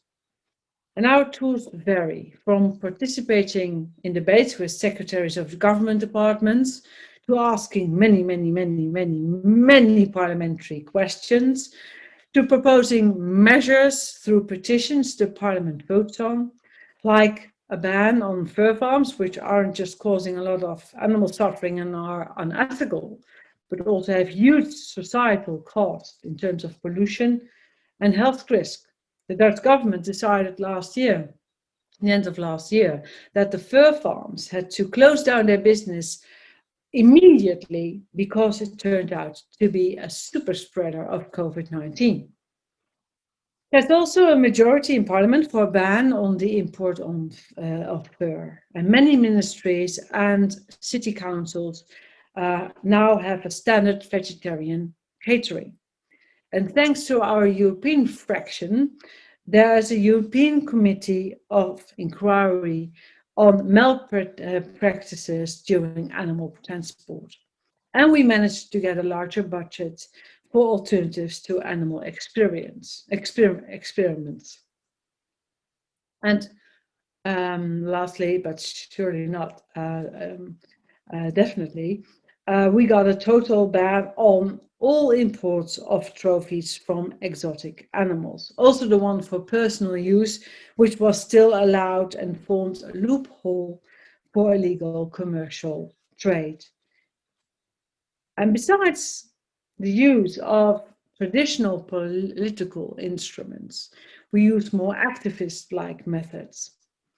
A few years ago, one of the female ministers thought it appropriate at the installation of the new cabinet to pose for the cabinet's photo wearing fox fur around her neck. Well, I decided to wear my own fox during the first debate in the lower house after the elections. And you know, all the newspapers wrote about it, partly because making a statement like that in a rather formal lower house is simply not done. It's not even allowed. The public loved it, and the minister sent me a letter that she liked my alternative, and I've never seen her with a fox fur collar around her neck after that. Another example, not so typical parliamentary way of doing. We asked the Prime Minister about an official dinner where our former Queen Beatrix, we have a king now, served foie gras to her guests. Foie gras is liver from forced fed ducks and geese, as you probably know. No politician had ever asked questions about such issues before. But the Prime Minister apologized and said this would be a one-off mistake and it would never happen again. It's all about image, but we can use it in a good way to protect animals. We also pushed other bigger political parties to start being more animal friendly because they want their seats back. So many environmental and animal organizations have to work so hard to get their 5 minutes in the spotlights of politics. And it is really special that we have managed to get our foot in the door and that we will eventually be a permanent factor, even though we would rather not be there. And a world without animal suffering is the best world ever possible. By the way, at the beginning, most animal organizations feared that the Party for the Animals would be laughed at and met an inglorious end. They believed that this would be detrimental to the struggle for animal rights. They were so also petrified that their lobbyists would be taken less seriously if the party failed in their purpose. Well, in short, where we had expected to find support, we found instead unwillingness. So we initially had to do without the financial or moral support of a number of important animal organizations. Unfortunately, that has changed. Many organizations are expressing their appreciation for the Party for the Animals and acknowledge the great opportunities that our initiative has to offer, an open door to the heart of the political arena. When I was still in the party leader in Parliament until 2019, I had a personal tradition at our State of the Union Day of our King. All members of the Parliament, diplomats and ministers come together to listen to the address of our King. It's a day with fancy hats, dresses and hats, etc. Very traditional, very posh. And behind, next to me, you see my statements of the last few years. And my outfit generated a lot of free publicity for our cause, which is, of course, very positive. Political analysts and historians see this as a form of expressive politics instead of the more traditional instrumental politics, which is about, in my view, clueless compromises and conforming to existing political conventions in order to marginally improve the status quo instead of radically questioning the current social economic system. And our party is rocking the boat to change course. We use our political imagination to stretch the boundaries of the imaginable, and thereby demonstrating that much more is possible than is claimed by centrist parties. In that way, we challenge them to come up with better arguments for their narrow views on the imaginable, which they can't. It's a form of politics that is very different from mainstream politics. And I regret to say that that includes the self-proclaimed green political parties as well. In 2013, when the government was literally putting natural sites in the Netherlands on sale and selling them to the highest bidder, we stirred up a political debate by setting up a crowdfunding initiative to redeem those pieces of nature. And in less than 2.5 weeks, we raised €250,000. After our action, the government stopped selling natural sites. And the reason given by the State Secretary was the public unrest caused by the sale. And we played an enormous, important role in organizing the growing opposition against selling natural sites. And as a result, we are now the only political party in the world, as far as I know, with its own nature-free state, and which service is still expanding, by the way, because other organizations and individuals want to join this free state initiative. So it's expanding. It's also great to know, a great feeling to know, that many well-known opinion leaders and celebrities throughout the world support the idea of a party for the animals. The Dalai Lama said to the Dutch political delegation, you see on this picture, that he would vote for the party for the animals if he were eligible to vote in the Netherlands. But also Professor Tom Regan, who inspired the animal rights movement with his concept of giving rights to animals, and who unfortunately passed away too early. Professor Will Kimlicka, Ingrid Newkirk, president of PETA, Nobel Prize winner John M. Coetzee, they all became candidates on our official support or our official supporters of our party's list for the European elections a few years ago. Well, the great thing of about having a party for the animals in Parliament is that you get money from the state to set up, for example, a political youth organization, but also a scientific bureau. And with this scientific bureau, and with this money, we made our first film, the first Dutch climate documentary ever, called Meet the Truth in 2007, about the impact of the meat production on climate change. And we informed the Dutch that your fork and knife are the best weapons against climate change. And since then, we may have made 4 more documentaries about the role of our world's fisheries in the ecological degradation in the film See the Truth, about the biggest ecological problems of our time in film One Single Planet, with a strong emphasis on the danger of animal diseases. And that was 5 years ago that we made this film. We were way ahead of our time. And if you are interested, all the documentaries are in English, and Meet the Truth is also in 15 other languages, and so you can watch them online for free. Go to ngpf.nl. Since the last elections in March this year, we gained 6 seats in the national parliament. At the moment, we have in total 81 seats. In Parliament, a lot of animal unfriendly politicians are frustrated about the fact that our party succeeds to dominate every debate on livestock farming. One of our biggest opponents, the Christian Democratic Party, stated on national television that, to their irritation, they had, since the party of the animals have been in Parliament, they had to talk about animals every day. Since our entrance in Parliament, during debates on the agricultural budget, for example, 80% of the speaking time of all parties in Parliament is now dedicated to animal welfare or animal rights issues.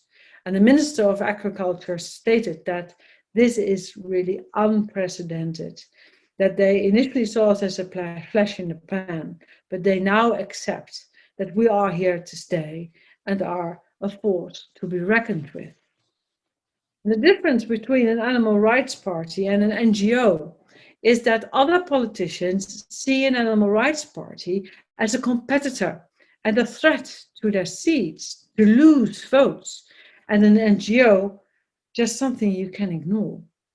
And that's a huge success of successful campaigning. Well, I would like to take a brief look ahead. What's in store for our animal rights, our green movement? The way in which we have set up the economy has brought some enormous wealth, but is now threatening to destroy our planet and kill people and animals and plants and every organism that's on our planet. Voters increasingly have to realize that business as usual is no longer an option.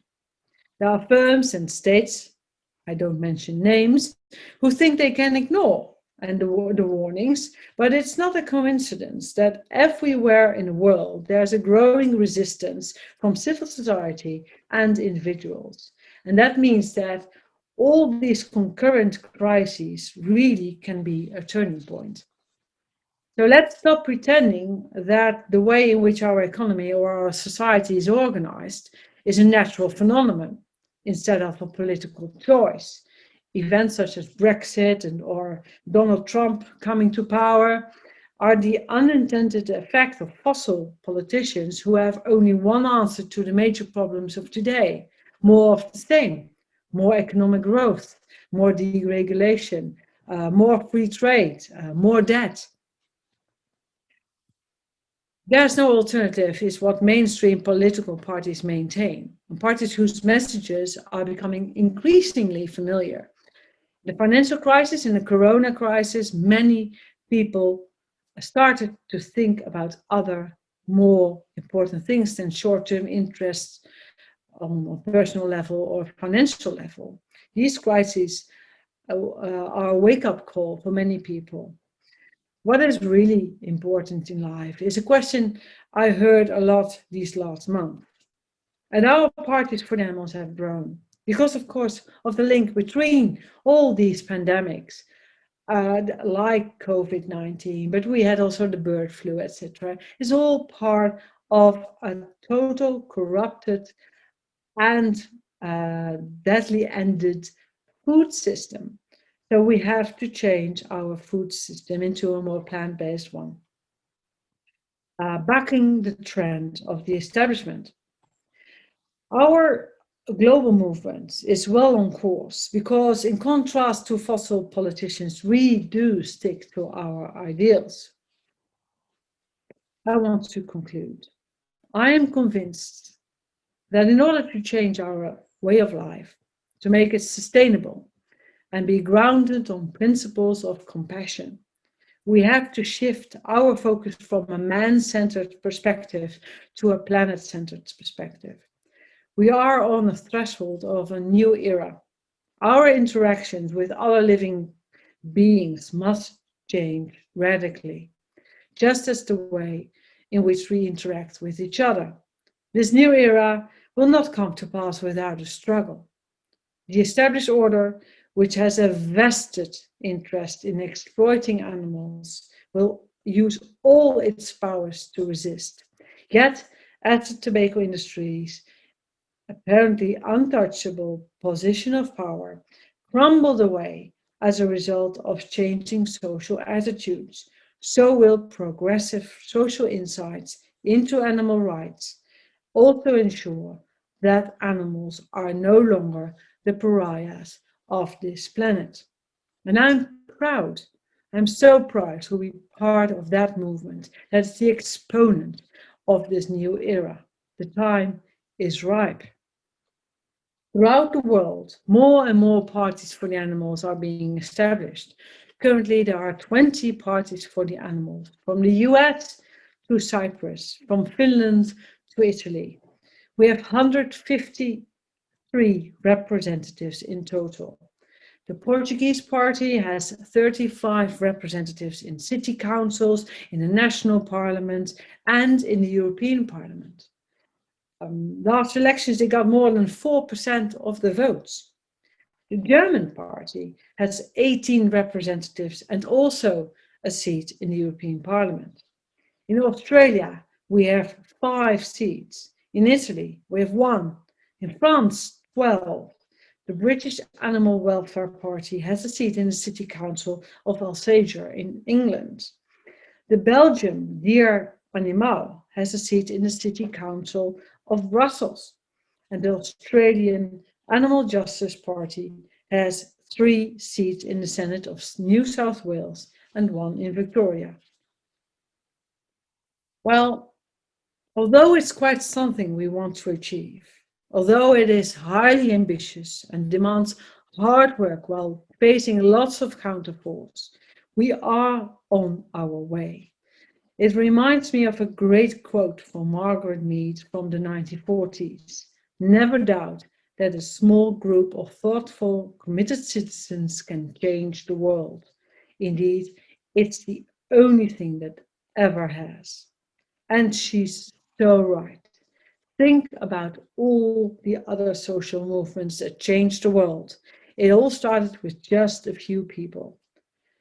Dear friends, it always seems impossible until it's done. Thank you.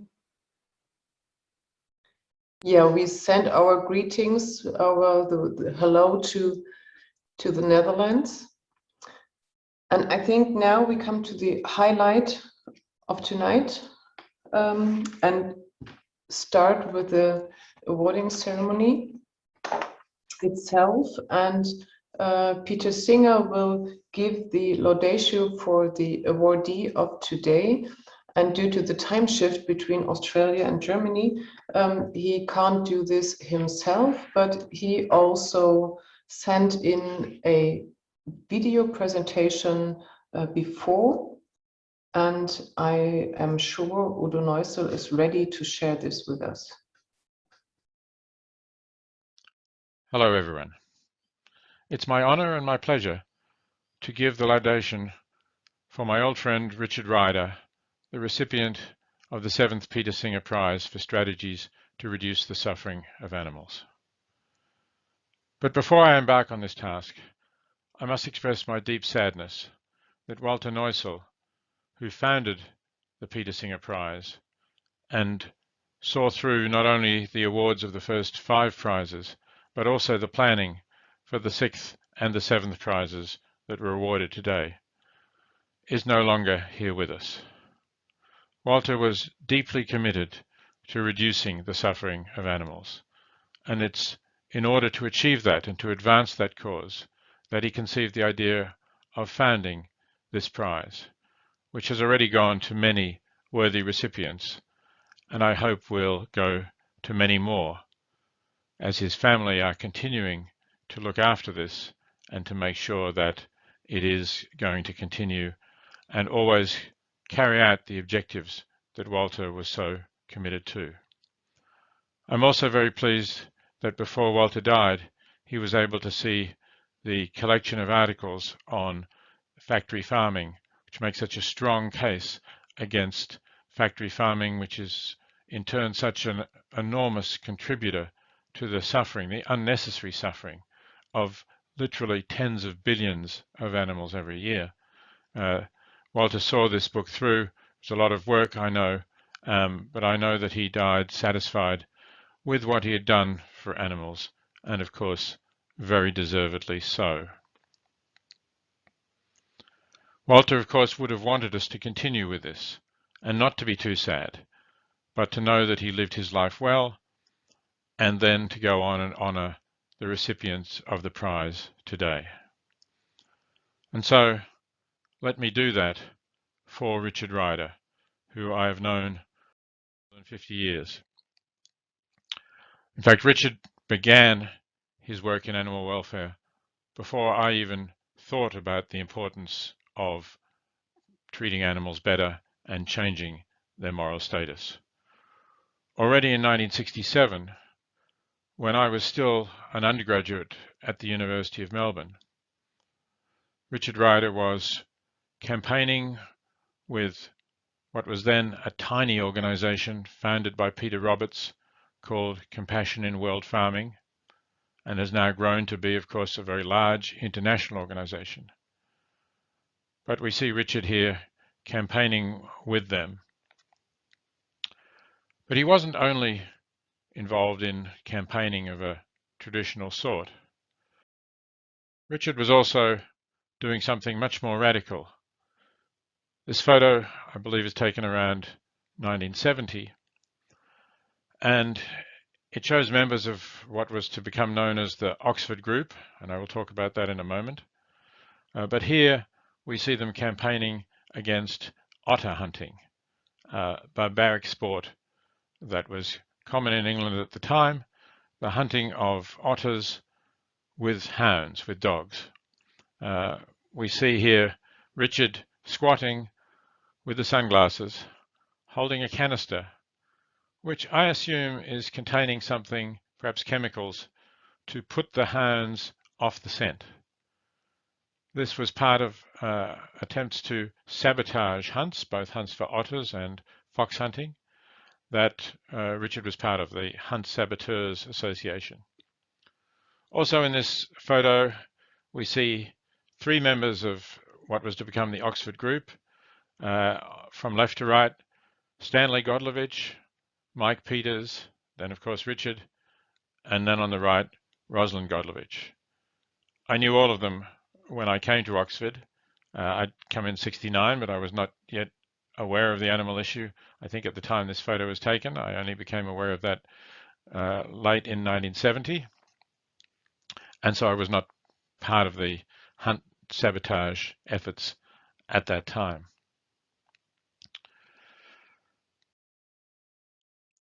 This is a recent book about the Oxford Group and the Emergence of Animal Rights by Richard Garner and Yewande Okuleye.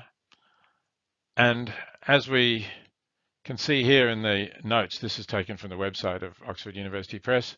As we can see here, the Oxford Group was a loose group of friends, around 10 people, primarily postgraduate philosophy students. That includes Rosalind and Stanley Godlovich and myself. Mike Peters, I believe, was a postgraduate sociology student. And there were also other philosophers like John Harris. As I say, a group who were at the University of Oxford from the late 1960s, and it included myself eventually and Richard Ryder. And it's I find it encouraging that there is now a book about this and about the significance of the work of this small group of people. Certainly, they changed my life. And one thing that clearly changed my thinking immensely was this leaflet. This is the first time that I saw the word speciesism, a leaflet privately printed by Richard with that little heading, speciesism, and the words at the top start, "Since Darwin, scientists have agreed that there is no magical essential difference between humans and other animals, biologically speaking. Why then do we make an almost total distinction morally?" And the leaflet goes on to argue that if, as a result of Darwin's work and our understanding of evolution, we know that there's a continuum between ourselves and other animals, and not a magical difference, not a sharp boundary, then, Richard argues in this leaflet, why isn't there also a moral continuum? Why doesn't that continue so that other animals also have moral significance and moral status? But as the leaflet points out, they don't. And the heartbreaking photo in this leaflet is clear evidence of that. This is a chimpanzee who has been inflicted with syphilis as part of medical research. You can see the sad-looking and clearly very ill chimpanzee. I don't think we really learnt anything from these experiments about syphilis in humans. But Richard's point, of course, was chimpanzees are so close to us, and we would never do this. Well, I say we would never do this. It occurs to me that the Tuskegee experiments on African Americans in the United States did come close to this. If it didn't deliberately inflict African Americans with syphilis, it didn't treat them with the best available treatment. So, unfortunately, that shows the parallel that the word speciesism is intended to make between racism and speciesism. They really are on a continuum. I saw this leaflet in Oxford after I had had my first conversation about the moral status of animals with a Canadian graduate student, another member of the Oxford group, Richard Keshen, and had met Rosalind and Stanley Godlovich. And I was shown this leaflet. I don't remember exactly by whom now, but it made a huge impression on me. And I thought, this is a really important way of looking at how we treat animals. This is something really different from anything that I'd ever thought about. I'd never considered myself really an animal lover. I'd never been particularly interested in questions of animal welfare. I thought, as many people did, that the burning issues of the time were questions like civil rights or the morality of the war in Vietnam, which I was opposed to. But animal welfare wasn't really on my radar, let alone animal rights or speciesism, until I saw this leaflet, and then things did begin to change for me. And that was Richard's work. And of course, as I say, I was introduced to it by other members of the Oxford group. Richard didn't just put out this leaflet. He wrote a chapter in the book Animals, Men and Morals, edited by Rosalind and Stanley Godlovich and John Harris. And he talks about the term speciesism in that book as well. So I think this was Richard's first and incredibly momentous contribution to strategies for reducing the suffering of animals. To think of this in a different way, to think of this as parallel to what we have done to other races, to what racists have done to other races, for example, in enslaving them, transporting them across the Atlantic, and using them as tools for work on plantations. And we, of course, were enslaving animals, still are enslaving animals, and using them as tools for research in laboratories and as tools to produce their flesh, their eggs, their milk that we want to consume.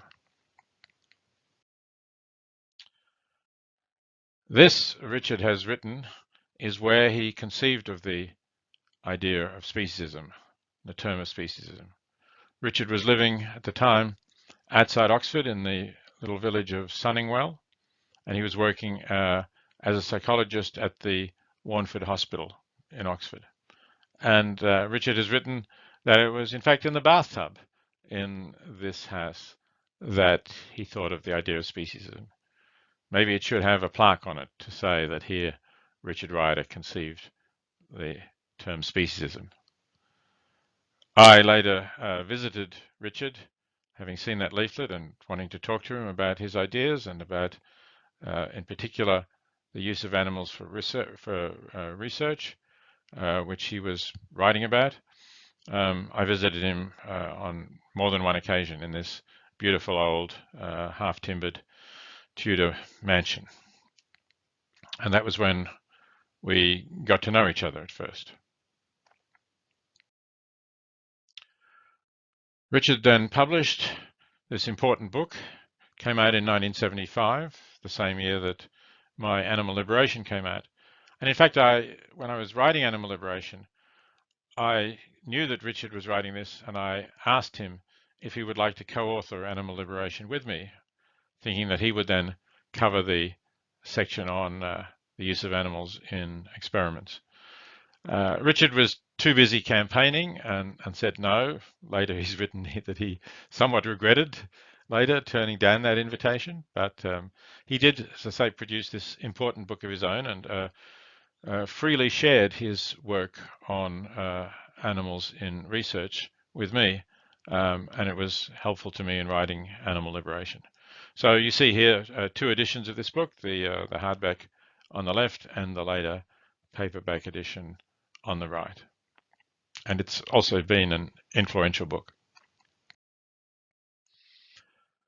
But Richard then conceived of another strategy to help to reduce the suffering of animals. And that was to join the RSPCA, together with a few other more progressively minded people, and to reform it. Because the RSPCA at that time was really a hopelessly conservative, indeed moribund, organization.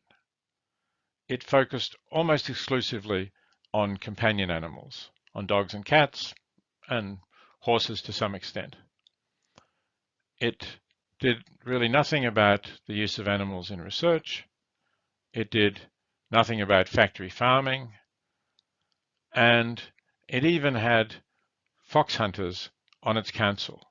So the RSPCA did not take a stand opposed to blood sports, opposed to the hunting of foxes with dogs. So Richard and a few others decided to try to get themselves elected to the RSPCA Council. It's a board of trustees, its governing body. And they succeeded in getting some elected and eventually building up those numbers. So that Richard became first in 1976 vice chair and then succeeded to being the chair of it in 1977 and holding that position for a couple of years. And he radically changed the RSPCA during that period. So it took up a lot of other issues. Here you see Richard campaigning for the RSPCA for a ban on the export of live food animals, a cruel trade of shipping animals across the seas just to be slaughtered. That's been a long-standing issue, of course, a difficult issue to win, but the fact that the RSPCA was now campaigning on that issue made it a lot more credible. And as I say, the RSPCA also started campaigning on the range of issues, no longer just a dog and cat and horse organization, but a much stronger, much more radical organization. And it's continued along those lines since. It's not gone back to what it was, although obviously there are conflicts in the group about how radical it should be. But I think that's to have such a large and prestigious organization, one under royal patronage, to come out strongly in favor of all animals really made a significant difference to the animal movement in the United Kingdom. And it wasn't just in the United Kingdom that Richard had an impact. As chair of the RSPCA, and also subsequently, he worked to set up the Eurogroup for Animal Welfare, which helped to promote many reforms in the European Union as a whole, and clearly played a role in some of the greatest reforms reducing the suffering of animals. That is, the prohibition of such things as the standard battery cage for laying hens, of individual stalls for veal calves, and individual stalls for breeding sows, all now prohibited across the entire European Union. And I think Richard can take a significant amount of credit for that, for having started some of these, or started and reinforced through his support and the support of the RSPCA and the UK animal movement for the European groups that were working for these kinds of changes. So that is a second very major contribution that Richard made to reducing the suffering of animals. Also, while chair of the RSPCA, Richard conceived the idea of organizing a symposium at Trinity College, bringing together many of the philosophers who were starting to write about animal rights with activists in the movement, with people from the RSPCA, with other scientists. I myself was not able to be there. I was back in Australia by this time, and I always regretted that I wasn't there, but Richard did invite me to write a preface to the published volume of the symposium that you see here, Animal Rights, a Symposium, and I was happy to do that. And at the symposium, the delegates passed a declaration against speciesism, which was an important public statement of the case against speciesism. And it was an influential event. I know one activist, Kim Stallwood, who was there and who says that his eyes were opened by many of the speeches on this issue and by the concept of speciesism. And I'm sure there were many other activists who attended this and had a new resolve to be active and to think differently about animals. Richard also worked hard to make the cause of animals a political issue. At that symposium that I just mentioned, Douglas Houghton, who was a Labour member of the House of Lords, as Lord Houghton of Sowerby, spoke at that event. Richard, in fact, had been working with him already since 1973, and he continued to work with Douglas Houghton until 1996. And I attended some meetings of the group that was trying to put animals into politics. I remember, I think it was Douglas Houghton who said, you might think that there's already a lot of animals in politics, referring to some of the politicians that he was not so enthusiastic about. But of course, the idea of the movement was to make animals a major political issue, and Richard played an important role in doing that.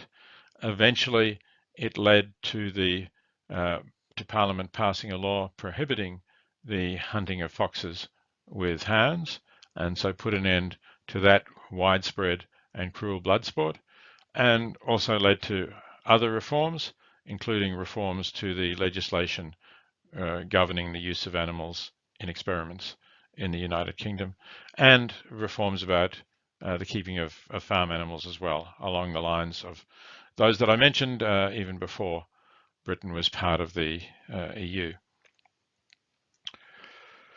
So that's another important achievement. And of course, it has been really important for animals to be concerned with politics as well.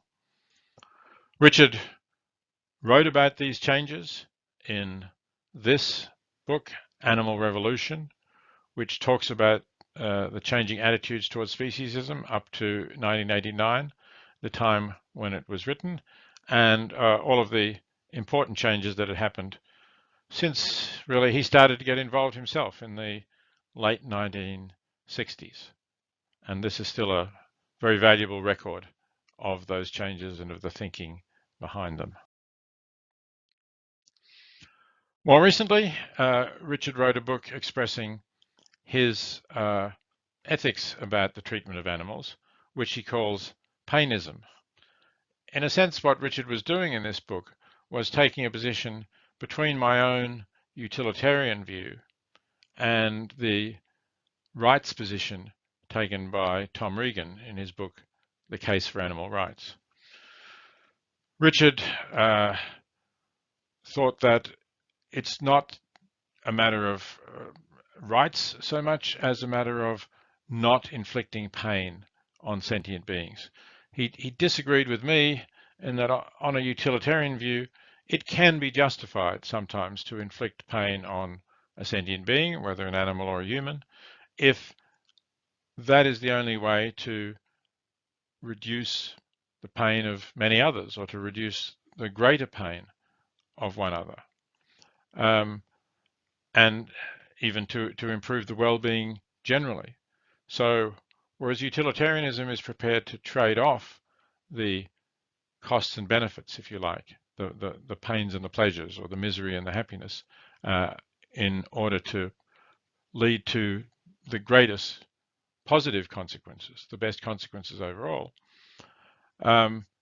Richard's view was that we should not inflict pain on any individual, that every individual is different, and we're not justified in inflicting pain on one individual in order to reduce the pain of others. That's something that Richard and I still disagree about. We talk about occasionally, but it hasn't, of course, stopped us at all from working together to reduce the pain and suffering of animals.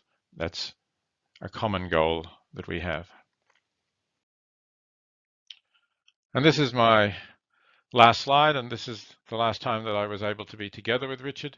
This was in June 2019, and Richard took me to lunch at the Liberal Club in London. The Liberal Club is a bastion of the Liberal Party in England, and we're standing here before a portrait of the Liberal Prime Minister, David Lloyd George. It's always good to see Richard whenever I'm in London or in England. Unfortunately, because of the pandemic, I haven't been able to be back in London since that occasion.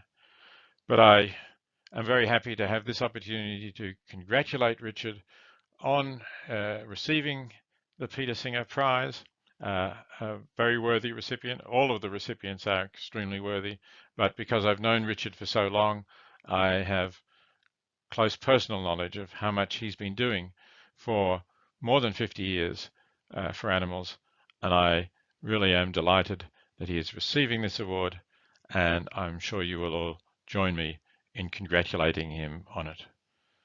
Thank you very much for listening, and I hope the rest of your evening is also very enjoyable and worthwhile. I'm sure it will be. So now it's me speaking, since Edna Hillman just wrote me a message that she had some internet connection problems. But since we come to the award ceremony, it would be my part anyway, so I'll just proceed and jump in.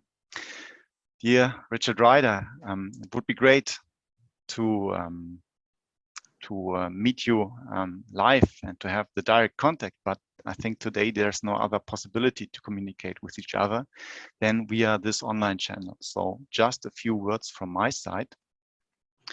The Association for the Promotion of the Peter-Singer-Preis for Strategies to Reduce the Suffering of Animals honors Mr. Richard Ryder for the outstanding work he has done and supports his work with the prize money of 10,000 euros. Martin, would you show the medal for a second, please?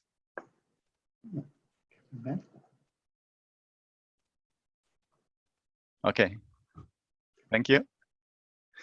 Dear Mr. Ryder, I hereby thank you very much for all that you have achieved and all that you are still going to achieve to reduce the suffering of animals, also in the name of the Association for the Promotion of the Peter-Singer-Preis for Strategies to Reduce the Suffering of Animals, and in the name of my father, Walter Neusen. So thank you very much for what you have done. And so I can't see that Edna Hillman is back, so I directly hand over to you, dear Mr. Ryder. Well, thank you very much. I must begin by expressing my shock at the demise of Dr. Walter Neusen. I express my deep condolences to his family and friends. Dr. Neusen had a unique career in animal welfare. He succeeded in creating a new seriousness about the issue, and he helped human beings to see the subject in a new light. Sadly, I never met Dr. Neusen, but we will all remain forever indebted to him for his very great achievement. I'm particularly honored and grateful to have received the Peter-Singer-Prize. I thank all the organizers and speakers, especially Professor Peter-Singer and Udo Neusen, here today for such an impressive agenda. I think I wasn't prepared really when I wrote this speech for such a fulsome, generous laudatio from Peter. And I don't want to repeat too much of what he's already said, but I was asked to write about myself. So you'll hear some repetition, I'm afraid. I think I first encountered Peter Singer when my telephone in Oxford rang one day in 1971, just before the publication of the book Animals, Men and Morals. to which I had contributed a chapter using my expression speciesism. Peter Singer was reviewing it for the New York Review of Books, and it was a brilliant review that he wrote. If my memory is correct, that was exactly 50 years ago, almost to this month. Peter then came to tea with me on several occasions to discuss these issues.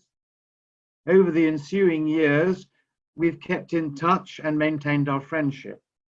Peter's glittering academic career has given an intellectual status to the whole worldwide campaign against the prejudice of speciesism. The world now rejects the alleged intellectual and logical respectability of this very common prejudice. Increasingly, speciesism, along with racism and sexism, is now revealed as being intellectually shoddy, irrational, and morally disreputable. X amount of pain in a dog or a rabbit matters equally with X amount of pain in a human animal.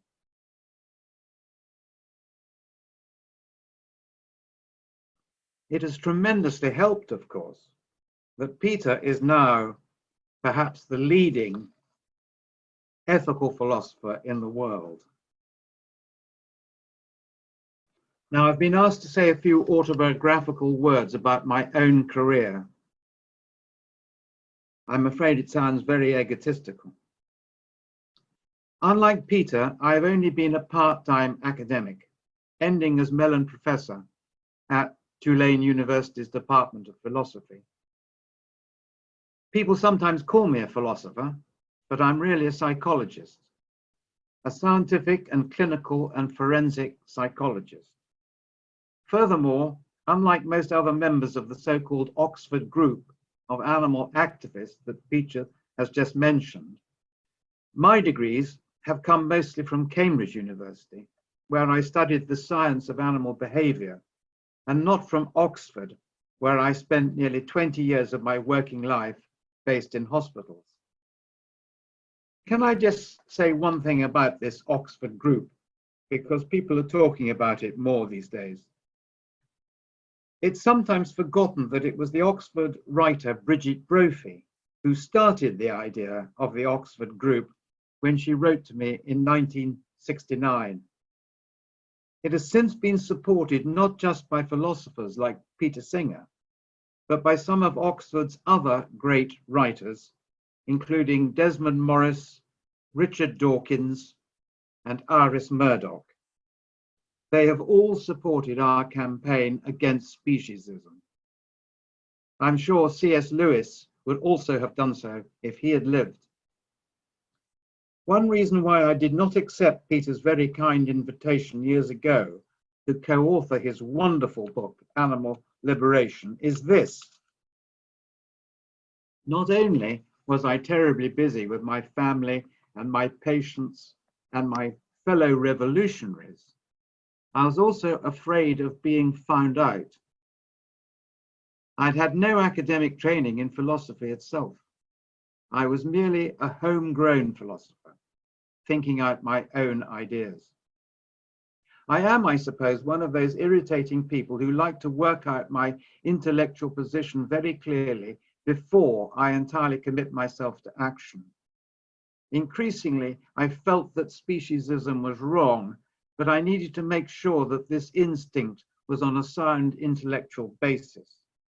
At the time, nobody else seemed to be as worried as I was about the non-human animals. Was I in some way crazy? I asked myself. I questioned my friend Hugh Denman, who thought about it for several days and then, thank goodness, pronounced that I was sane. That was in 1969, I think, just as I started protesting against cruel experiments and the hunting of animals for fun. What about Charles Darwin, I asked.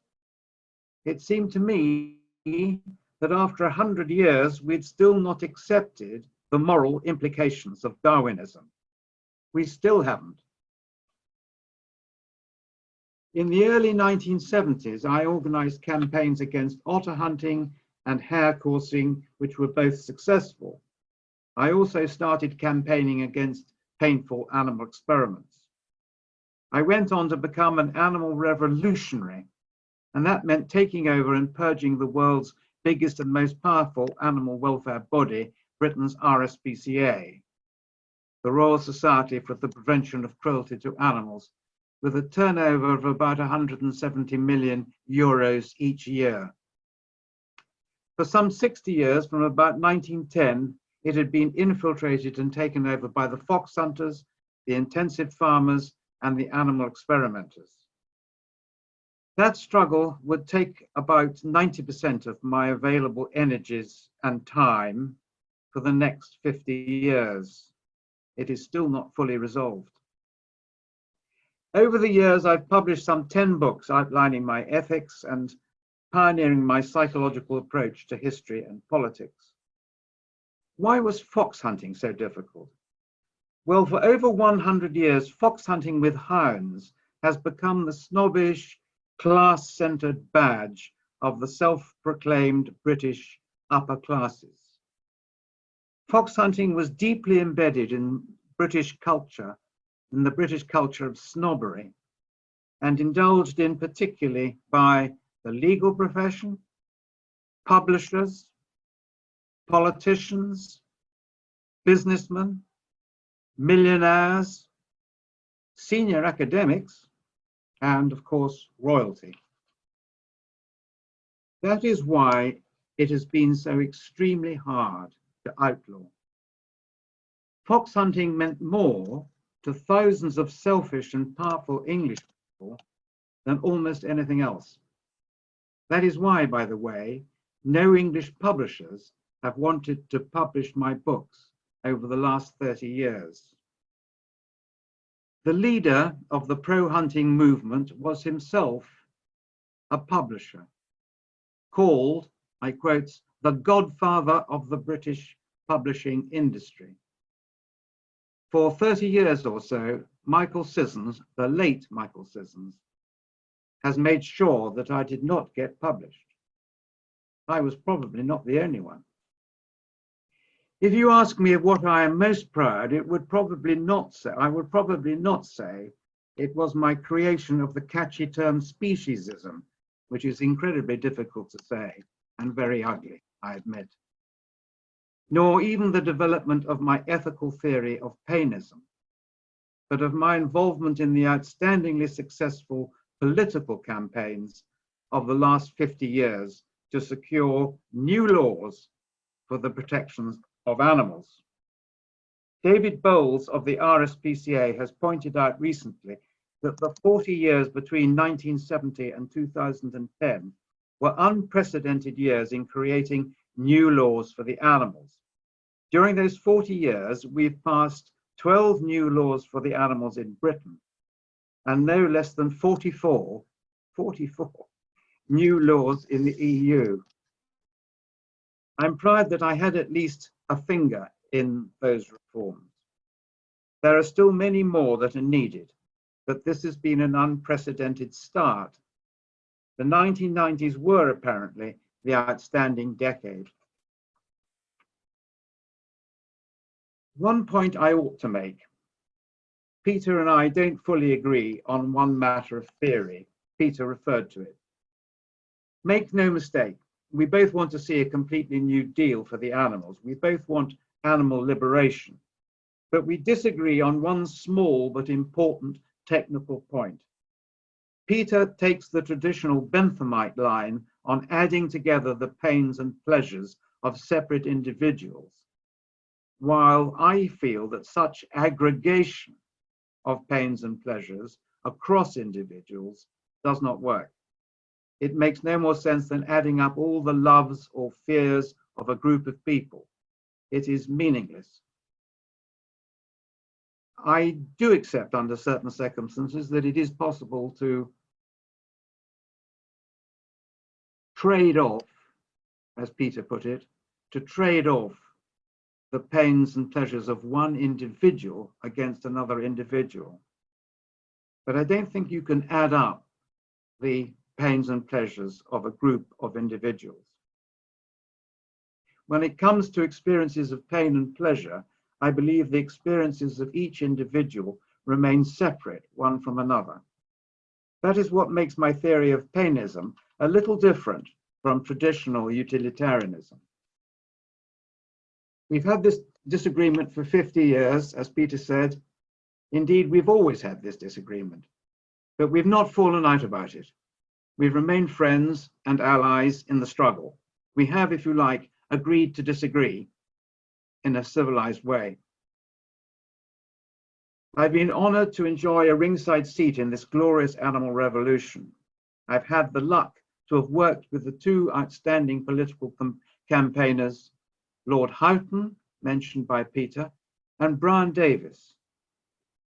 Douglas Houghton, the chairman of the British Labour Party and a long-term cabinet minister, and Brian Davis, the founder of I4, the International Fund for Animal Welfare, brought new and complementary skills.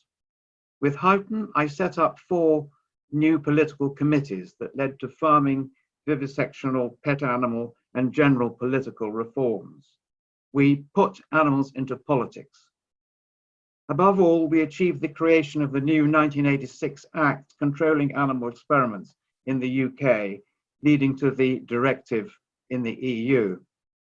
With Brian Davis, I established in the 1990s the political animal lobby that led eventually to the incredible ban on hunting with hounds and several other measures. We made legal donations to all the British political parties. We can't set up an effective animal welfare political party in Britain because of the British electoral system, incidentally. In Eurogroup, I founded Eurogroup and set up the RSPCA's undercover and scientific departments, all against stiff opposition. Earlier, I'd also co-founded the Liberal Democrats Animal Protection Group in 1981 and created a body of party policy on animal welfare. The first, I think, body of such policies in the UK. We must now continue the struggle to make governments all over the world realize that they have duties to protect not only the human animals within their territories, but also to protect all sentient beings within their borders.